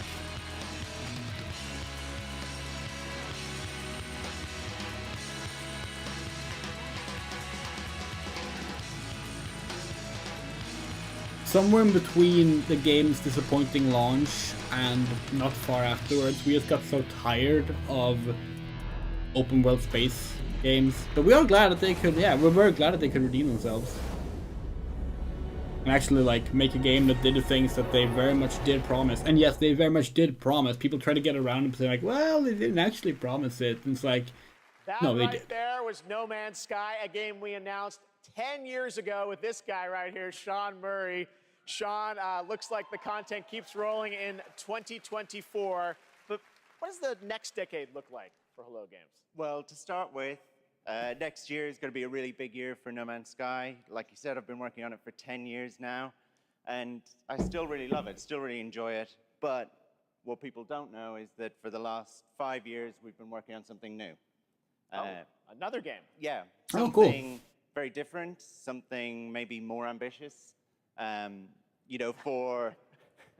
Here we go. Tell us a bit about it, Sean. Well, for No Man's Sky, we generated a whole universe of kind of sparse, alien-looking planets, and that wasn't easy, you know, it was hard, but there is something that's much harder that we wanted to do. For our new game, we wanted to create an Earth, you know, something as varied, a planet that is as varied as a universe, something bigger than Earth, something with, you know, mountains, real mountains, not video game mountains, but mountains that are miles high, taller than Everest, that when you climb to the top of them and look out, you can see rivers and canyons. God, he really is the modern day Peter Molyneux, you huh? can see oceans. So is this like an open world planet kind of thing? Yeah, I mean, the first real open world, right? Something without boundaries. And we're going to let everyone play in it together. It's, you know, a place where people can live out their sort of adventures together. Well, we can't wait to take a look at it. We have anything tonight or future? Or? Yeah, so we have a trailer. And, you know, it's quite a small team that's working on it. Yeah. There's about a dozen of us. Actually, everyone's here. Everyone from the team is here. We're very excited to share this. You and I have been talking about this one for years. Yeah, we're super nervous, you know, but really excited. If, you know, if people like it, this is a game I would like to still be updating 10 years from now. All right, so Game Awards 2033. We'll be back. But no, let's take a look. This is such an incredible project, and I'm honored that we get to show it off. Should we do it, Sean? Yeah, let's do it. Here we go.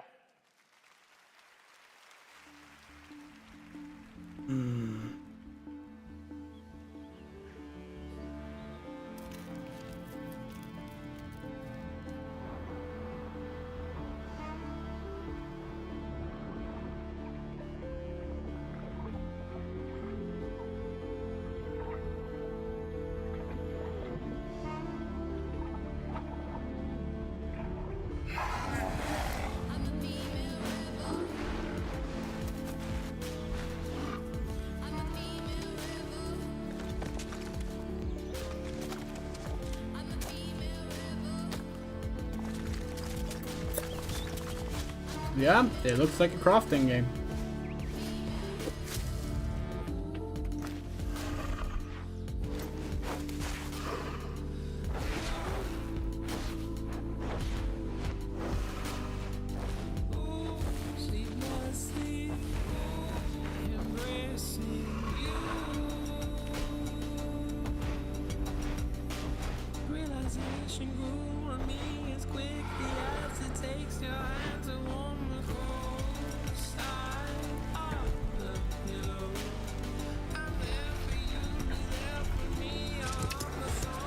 So like, we're just seeing this thinking like, okay, but like, what's the point though? Like, the things have very cool like character creation. We'll give it that. But like, we're so over just scale for the sake of scale and just here's an open world for the sake of an open world.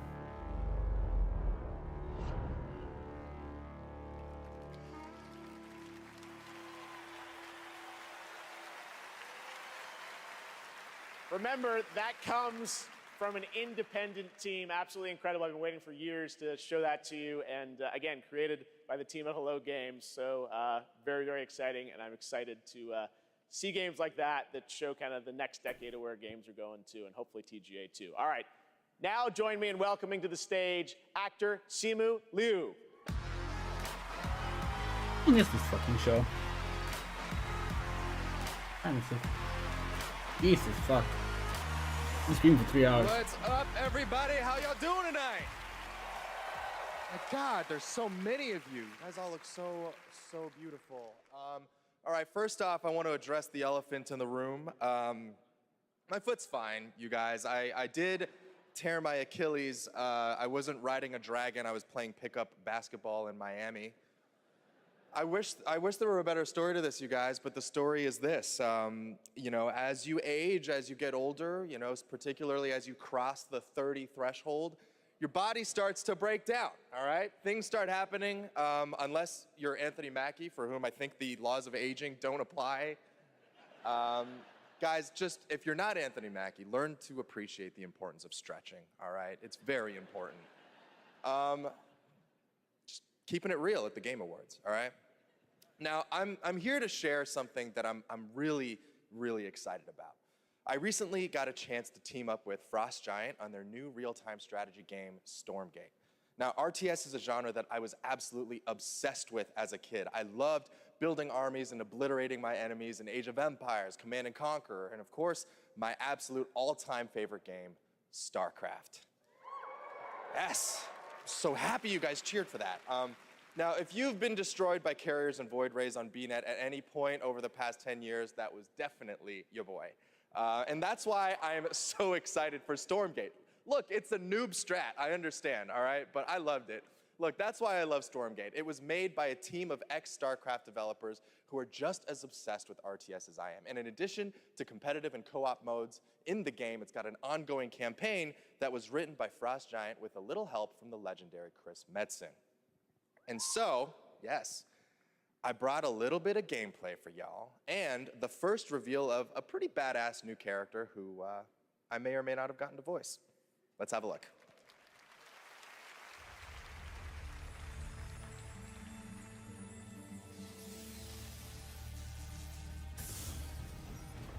Stormgate unstable. Shut it off! What the hell was that? Cut the power! Now! It is too late, my friend. We have no idea what creature you're talking about in the chat. In God's name have we done?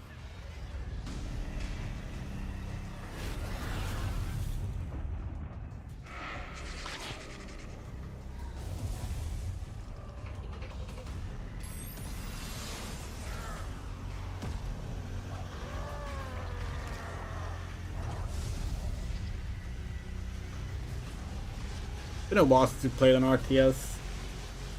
Well, no, that's not true. We played Age of Empires 4 not that long ago.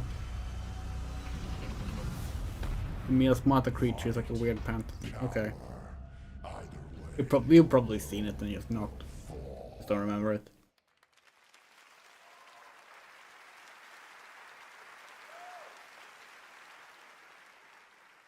That was me. See? Pretty good, right? And now it's time to hand out the next award. Here are the nominees for Best Action Adventure Game. Best action adventure game. Well, the most useless genre description ever. Anyway, you know, the boy. Miles, get it off of him! We can fight this together! Your soul requires... If Resident Evil 4 wins, we will not be super sad about it. How could you let the galaxy fall to this unworthy machine of an empire? Do not look away. You witness a king's revival. And the game award goes to, no surprise here, Legend of Zelda Tears of the Kingdom. Of course.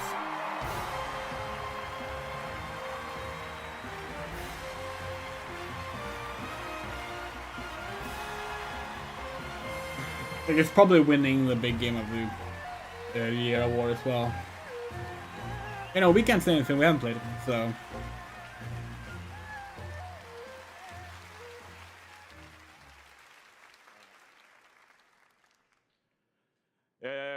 I'm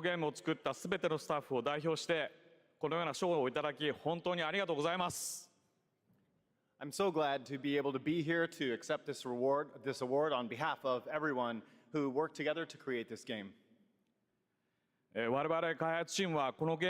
gonna start getting into Age of Empires 3 because our partner plays it. The 2 is good. 4 is good. 1 is good. Truly 3 is good gave their too. all in They're all good. making this game the best that it could be. The main ones are good at least. プレイヤーの皆さんそれぞれのユニークなゲームプレイが皆さん独自のハイラルの物語となります。プレイヤーの皆さん本当にありがとうございます。Everyone's unique approach to playing this game can become their own personal story as an adventure through the lands of Hyrule. And to all the players, you have my sincere thanks. Thank you so much.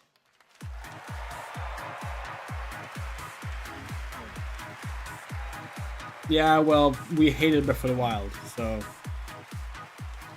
Congratulations, Mr. Anuma. And I am happy now to announce winners in a few more categories at the Game Awards. Here are the nominees for Best RPG, Baldur's Gate 3, Final Fantasy 16, Lies of P, Sea of Stars, and Starfield.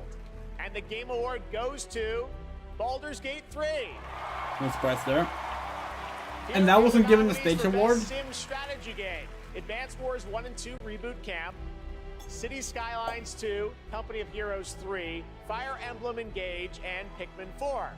And the Game Award goes to Pikmin 4. Okay. Here are the nominees for Best Sports Racing Game.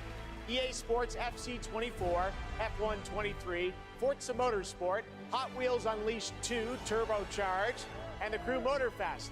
And this year, the Game Award goes to Forza Motorsport. Congratulations. What the fuck is EA Sports FC? The nominees for Best Oh wait, no, it's FIFA are FIFA. Baldur's Gate 3, Diablo 4, Party Animals, Street Fighter 6, and Super Mario Bros. Wonder. Super And Mario the Bros. Game Award goes to Baldur's Gate 3. Really? Okay. Having a pretty good night. Here are the nominees for our Player's Voice Award, 100% voted by the fans. Baldur's Gate 3, Cyberpunk 2077 Phantom Liberty, Genshin Impact, Marvel's Spider-Man 2, and The Legend of Zelda Baldur's Tears Gate? of the Kingdom. And the Game Award goes to Baldur's Gate 3. Congratulations, Lariat. Let's take a look now at this spectacular celebration of mobile gaming on Sphere from Google and Samsung.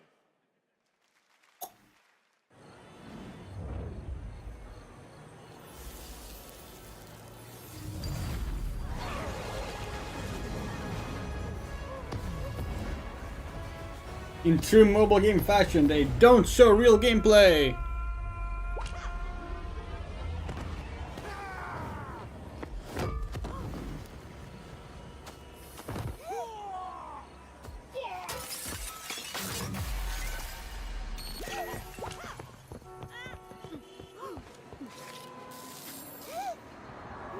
It's the name of the game, unfortunately.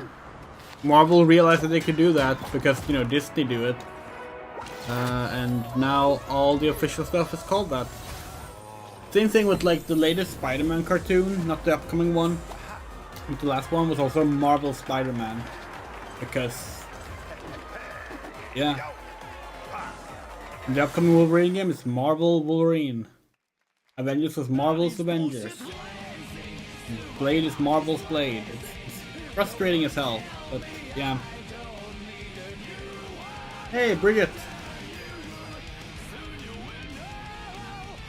Never else, Johnny and Bo. We have that game. I haven't played it.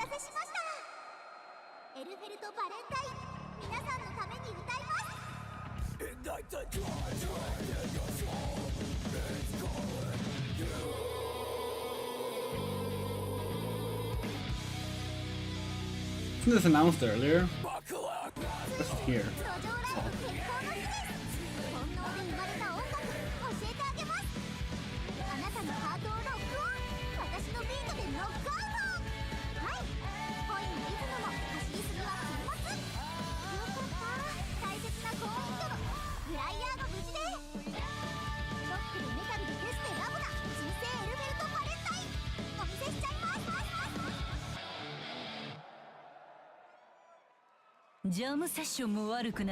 Oh, Jam!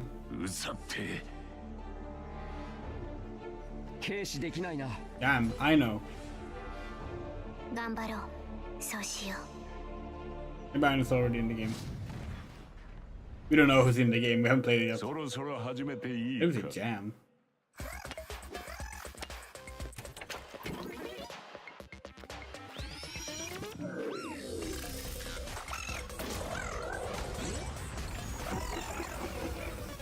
Oh, the Alpha thing was a leak? Oh, okay. That makes no sense.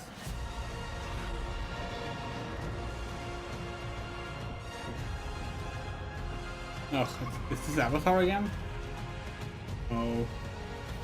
Something else.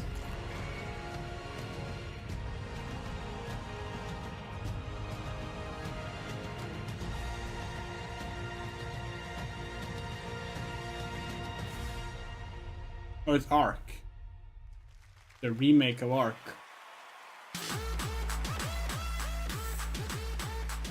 All right, welcome back to the Game Awards. We still got some awards to hand out. Timothée Chalamet will be here to help, and we have some more world premieres, including this one.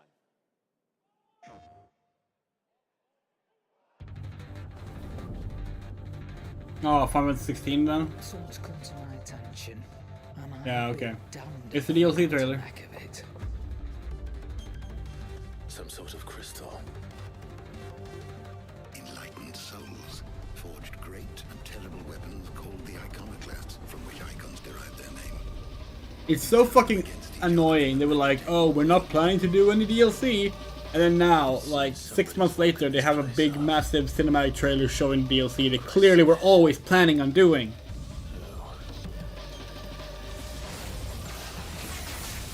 But video game companies have learned now that you actually make more sales if you say you're not gonna make DLC. Apparently, and people will be like, "Oh, I don't have to worry about like not getting a full game," and then DLC feels like extra content, not content that should have been there at launch. To Mysidia.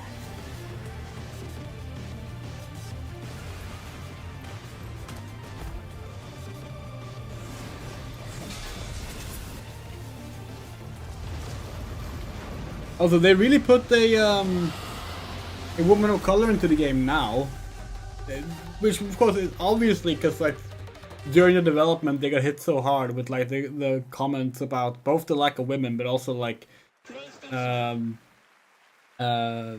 lack of people of color. Experience new adventures before the final battle in Final Fantasy 16 with Echoes of the Fallen, which is out tonight on PlayStation 5. God damn, I have to reinstall it. Now to present our next award, Best Game Direction, please welcome one of our industry's greatest creative forces, the creator of Call of Duty and global GM for Star Wars Jedi, Battlefield, Titanfall, and Apex Legends, Vince Zampella.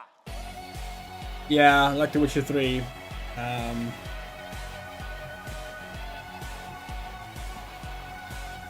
There's like one notable person of color in Final Fantasy 16 and All right. Good evening, everyone. handled well. So, game design can be chaos. Actually, let me rephrase that. The best game design is almost always part chaos, right? Today, it's really normal for teams of hundreds to work for years on huge open worlds that are condensed into one package. When that chaos has somehow been harnessed into a cohesive artistic expression, that's great game design. So tonight, I'm proud to present the nominees for Best Game Direction. Best Game Direction. Let's see. Obviously the game we want to win. Together, we must. Possibly gonna win it. All Miles talks about is how to be a better Spider-Man. Very cool game, genuinely. Oh, that's also a possible contender, actually. Oh, that too. This is a strong showing, probably. And we don't know of any of them having abuse stories. So, that's good. Amazing. And the winner is... Alan Wake 2! Fuck yeah!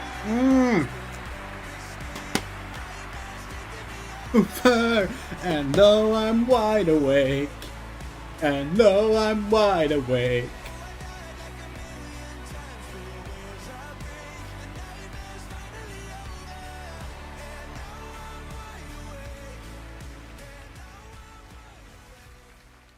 Thank you. We want to thank Epic, Hector, Nicole for believing in our vision. Crazy vision. Crazy vision, yes. Direction is nothing without a team to actually build it. And huge thanks to Remedy team for joining us on this venture, wanting to believe in it and build it. You know, we can pull into different directions and nothing comes out of it. But when more than 100 people believe in the same vision and build something out of it, we can make miracles. We can make art, and we can be more than the sum of our parts. our world today could use a bit more of that. That's a nice one. One other thing. Next Monday, December 11th, New Game Plus, the final draft is going to be coming out. New story content. So yeah, go play it. Thanks. Thank you. Thank you, Game Awards.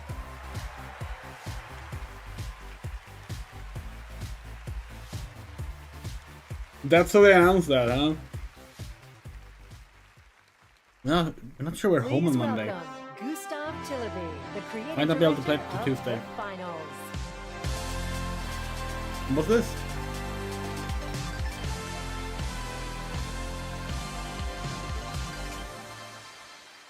Isn't this the AI voice When we game? started building this game, we set a bold vision for ourselves. We said that if we're going to make a shooter, it needs to be unique. Oh, if you sound that bored, needs to it be makes something sense. that no Makes one sense that you else is would doing. put AI voices in Standing your here game. today, I'm so proud and grateful for the amazing team at Embark Studios who helped make this crazy dream a reality. And of course, to all of you, our Hold on. amazing players, watching you play the finals has been the most gratifying experience of my entire career. You're not just a part of this journey, you guide us and you inspire us. And We think love that it. Now, the finals let's was watch one of our the latest games trailer people pointed and out keep your had eyes peeled for the launch date at the very end. It might be sooner than you think. Zionist Thank you and enjoy. corporate involvement. Maybe just next song in general, actually. Not sure.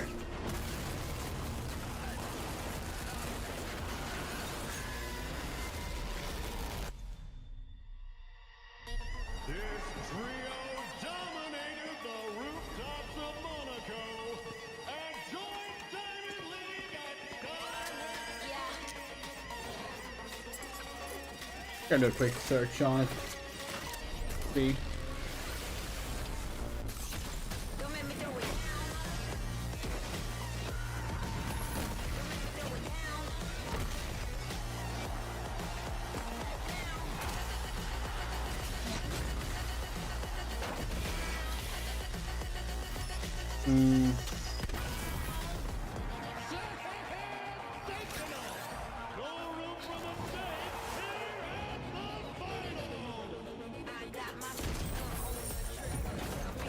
Maybe not, actually.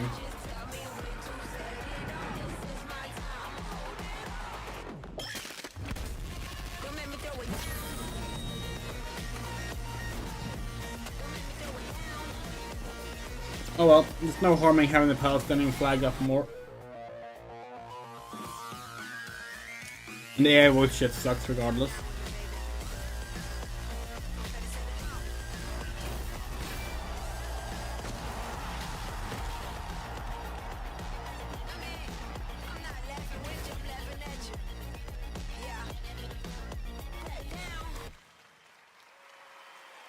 That's right, the finals is out tonight on Steam, Xbox Series X and S, and PlayStation 5. After the show, make sure to check out the Game Awards in Fortnite as well. All month, fans have been voting for their favorite user-created island of the year, and the winner is Fort Who. Congratulations. You can portal to the winning island from our TGA map, and while you're there, collect all the TGA trophies for an XP boost.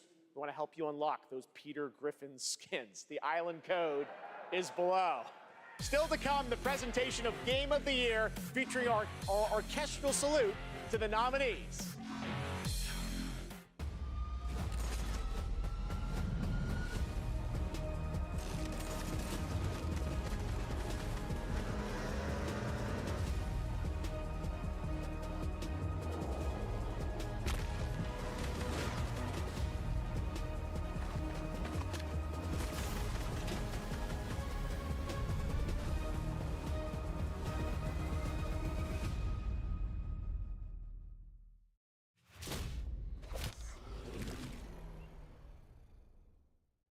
Now, it is time for you to join the others and complete our destiny.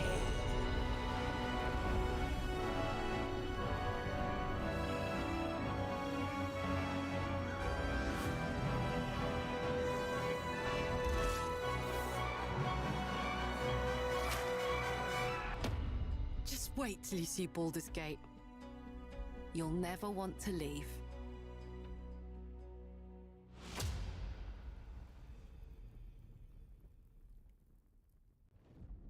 Oh yeah, right, the physical edition.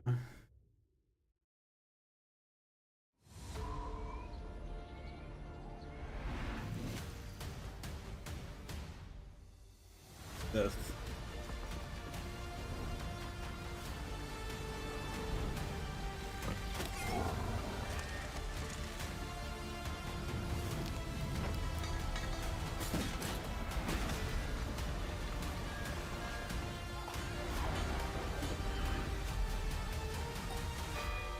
Well, right. Okay. Oh, hi again. You've been voting on Twitch for which mobile game you're hyped for in 2024. Oh god, After the fucking show, Google Play check out thing. the TGA post show on Twitch where Google Play will reveal the winner of its Play More award. Awesome. Thanks, Sydney. Well, now it's time for tonight's final world premiere. That's right, we're getting towards the end of the show. And this one, I will let speak for itself.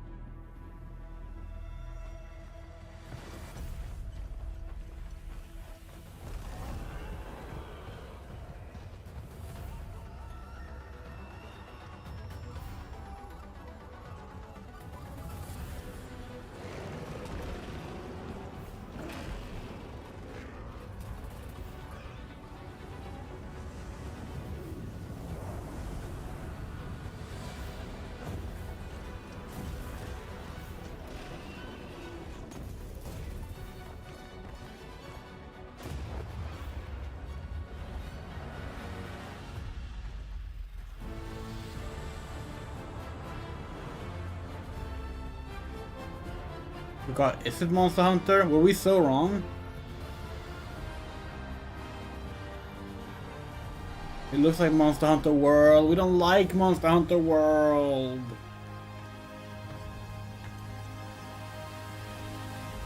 Looks even more open worldy. Why does everything go open world now?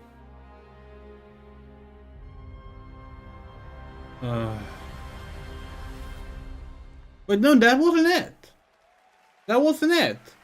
That's not what, because Capcom said they had a game releasing before the end of March. That's not it, So then. great to have you here at the Game Awards. We got to hang out in Osaka earlier this fall, where you showed me the gameplay. You gave me a demo of the game, and wow, Capcom announced the game, but it's not the game coming out in the next few we saw months. 2025.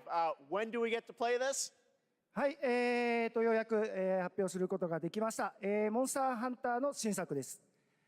こちらですね、9月に、ゼウスさんにも見ていただきましたタイトルなんですが、現状ですね、2025年、リリースを目指して開発しています。Thank you, Jeff. I'm very happy to finally be able to announce this title to everyone. This title, back in September, we were happy enough to show it to you, is planned for release in 2025. Wow. I think everyone wants to know, when do they get to see more on this? Any sense of when we're going to Is see Cinema more? blocked you when they asked when you asked if they would show Godzilla -1? 2024年の夏頃、現状予定しておりますので、しばらくちょっとお待ちいただけたと思っております。それとですね、今年、カプコンがですね、40周年を迎えさせていただきました。この40年間、応援してくださった、ファンの皆様、本当にありがとうございます。これからもですね、皆様に楽しんでいただけるいいゲームを、作っていけるよう努力して、頑張ってまいりますので、これからも引き続きぜひよろしくお願いいたします。We plan on revealing more information about this game in the summer of 2024, so we hope you keep an eye out for it. Also, Capcom is currently celebrating its 40th anniversary. I would like to thank all of the Capcom fans for all of your love and support throughout all of these years. We couldn't have done it without you. Capcom will continue to create exciting, fun games, and the best is yet to come. Excellent. Thank It's you. never gonna be a Great Monster to Hunter see like you. Monster All right. Hunter 3 and 4 Now again, to huh? present Game of the Year from the upcoming films Wonka and Dune Part 2. Oh, hey. Please welcome YouTuber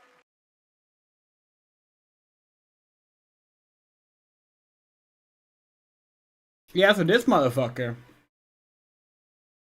This motherfucker stars in a movie that like makes use of Middle Eastern imagery and a bunch of specific Arab influences in the original writing of the novel. But this motherfucker will rather host SNL and do gags about Hamas because this motherfucker sucks. And he's friends with Kojima. We actually thought he was gonna show up during the Kojima bit, but then Jordan Peele showed up instead.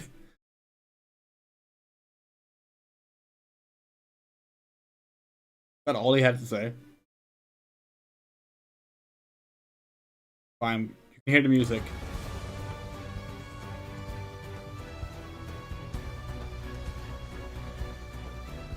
The Timothée Chalamet have done gaming shit.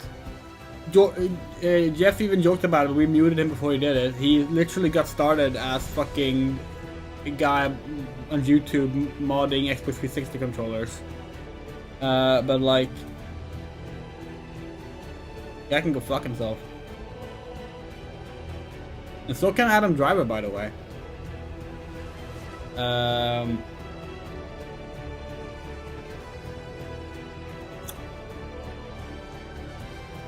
And in general, anyone involved with SNL on a regular basis. But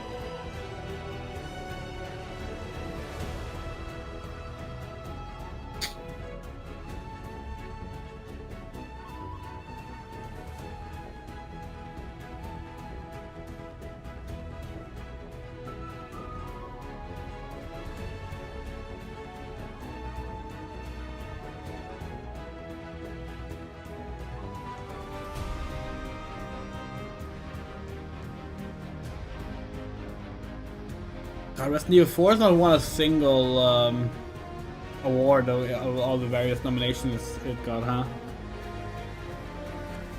Did Capcom win anything? Yeah, it won Street Fighter 6 for like something.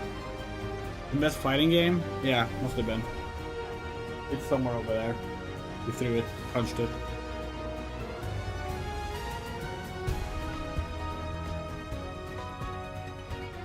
So it's either gonna be Tears of the Kingdom or Baldur's Gate, right?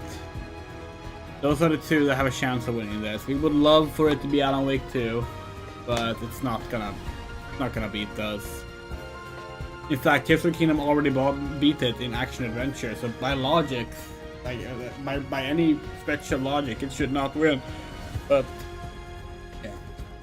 Oh god, Marvel's 5 and 2 didn't win anything either, did it?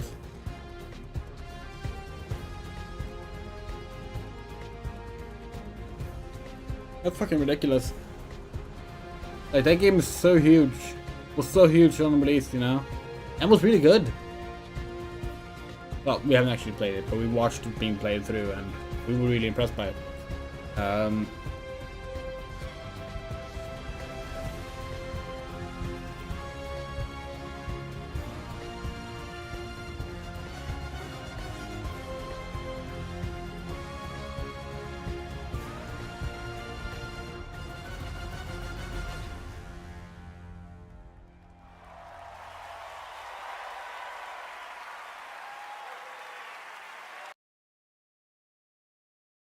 The show over soon? Yeah, it's closing. This is the final thing.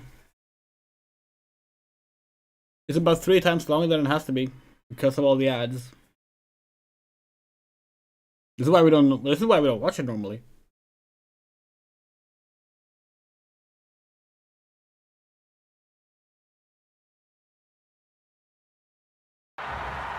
Baldur's Gate 3-1.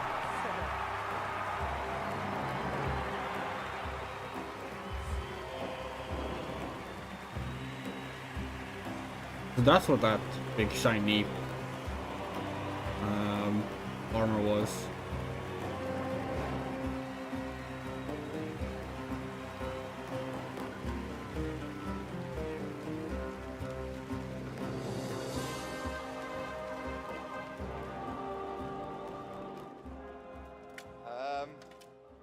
I didn't expect it anymore.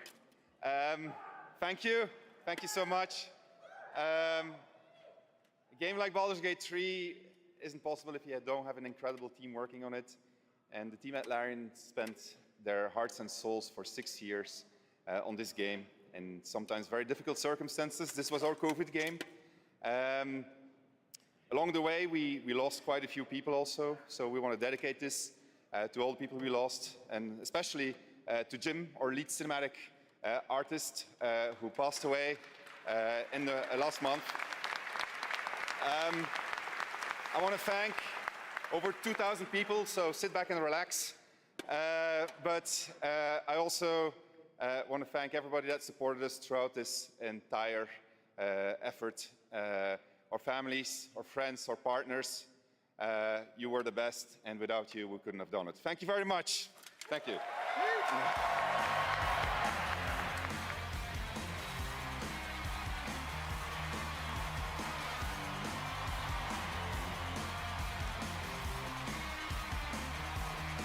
Starfield did not win anything now. Congratulations, Sven, and congratulations to all of tonight's winners. We will see you next year at our 10th Anniversary Game Awards, which I'm happy to announce will return right here to the Peacock Theater on Thursday, No mention of the December layoffs. 12th, No mention of 2024. Palestine. Happy holidays.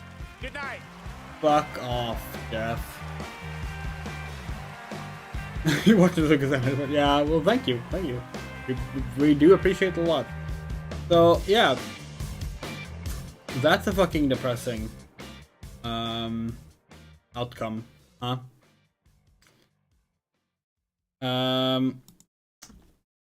See, did we cover everything? We did one. Oh yeah, we did want to share this as well. Which was the message that Jonas did on Twitter. So let's listen to that as well. A bit late now. We thought we had more time before the show started. We should have started much earlier, but the pre-show started and ended up having a bunch of awards. And yeah, but this is more important than what's important is hearing it at all. So let's listen to it. Hey game developers, why is the game industry so silent about the Palestinian genocide? It's a fact that the game industry managed to mobilize and come together for great causes in the past. But this year, when Magna Giant wanted to speak out for the Palestinian people at the Golden Joysticks Award, she was urged to keep silent. With the Game Awards happening in 2 weeks, we need your help. We are members of a Game Awards future class, a group of people chosen each year by the Game Awards to represent a better future for the game industry. And this year, we want to use our voice to break the silence. We wrote an open letter to Jeff Keighley and the Game Awards, asking them to step up and use the platform they built on our industry to speak out for Palestinian people. We want the silence to be broken, and we want our solidarity to be proclaimed loud and clear. The more people signing this letter, the more weight it has. So if you're in the games industry, or the press, or academia, please read the letter, sign it, and share it with your colleagues. Together, we can give our voice to the people that need it the most. Thank you so much. Very simple message, isn't it? But it was too much for Jeffy boy. But he did not mind having both someone who ridicules the ongoing conflict, the ongoing genocide in Palestine, give the big final Game of the Year award out, and he did not mind having a Zionist on stage who have talked openly about his own bloodthirst towards Arabs as a fuel for his development on stage. So, you know, that's fucked up. And it's not surprising, sadly. Since when have video games actually cared about Arab lives in general? Most of the famous successful games about Arabs or set in the Middle East are not even made by said people. It's unfortunate. This mixed with the horrible state of the various layoffs we've been seeing this year. We're reading this at the start of the stream. If anyone missed it, one of the biggest perpetrators is Embracer Group, a Swedish company previously called THQ Nordic. But also, of course, Unity is a big one.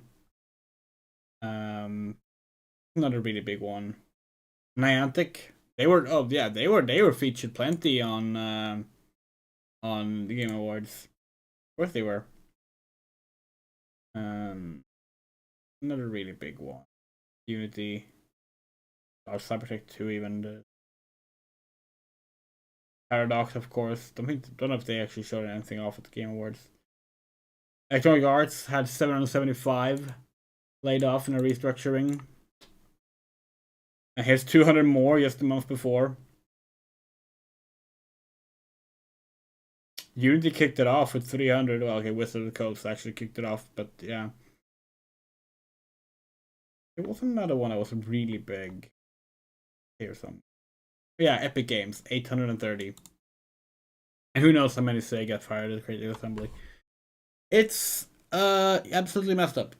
The video game industry is consistently making more money. It's consistently finding ways to squeeze more money out of players. Yet it can't keep its developers employed. It can't keep its QA teams employed. It's community managers employed. And it's like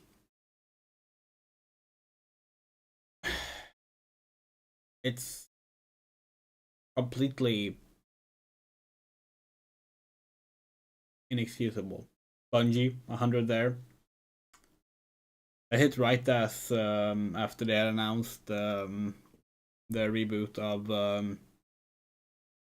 Marathon. And it's part of why they delayed the Destiny 2 expansion next year.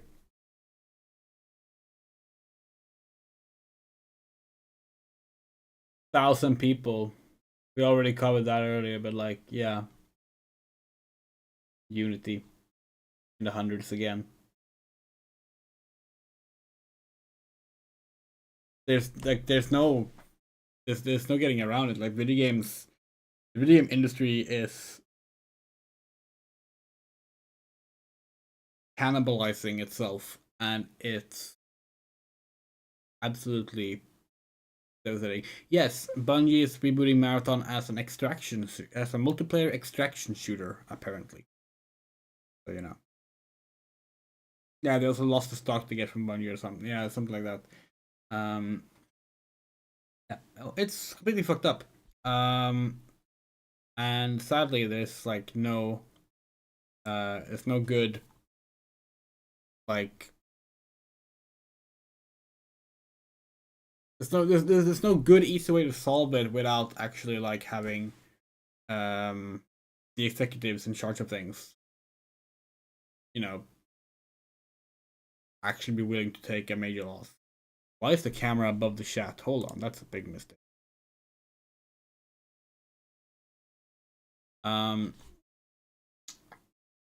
Still, thank you so much for watching the Game Awards with us. It was very nice having you here. We actually we understand the appeal more of this stuff, having done it and actually having an active chat throughout all of it. That was very fun. Please do like the video if you haven't already. And we would like to say a big special thank you. We actually don't have a good credit setup, so let's just move to our control one. A big special thank you to Jules, Moto, Loose Queen, Garden, Miss Nixie, Michael Rosenblum, Rain, Haruhase, Anna, John Peterson, Spiderable News, S.C. Winchester, Saga Music, Kit Stubbs, Rimray, Benjamin Schmidt, The Cleote, Ahmedji, and Elizabeth for supporting us this past month. If you support us on Patreon, Ko-fi, or PayPal, links are on screen and in the description. Any amount to get your name in our streaming credits for the month for the coming month. And it's always very much appreciated because it's rough. We don't have any of the income except for what we make here through streaming, and that's not a lot. Thank you so much for watching. It's unfortunate that the Game Awards did not acknowledge any of the various issues they should have acknowledged, but it's certainly not surprising either. Bye.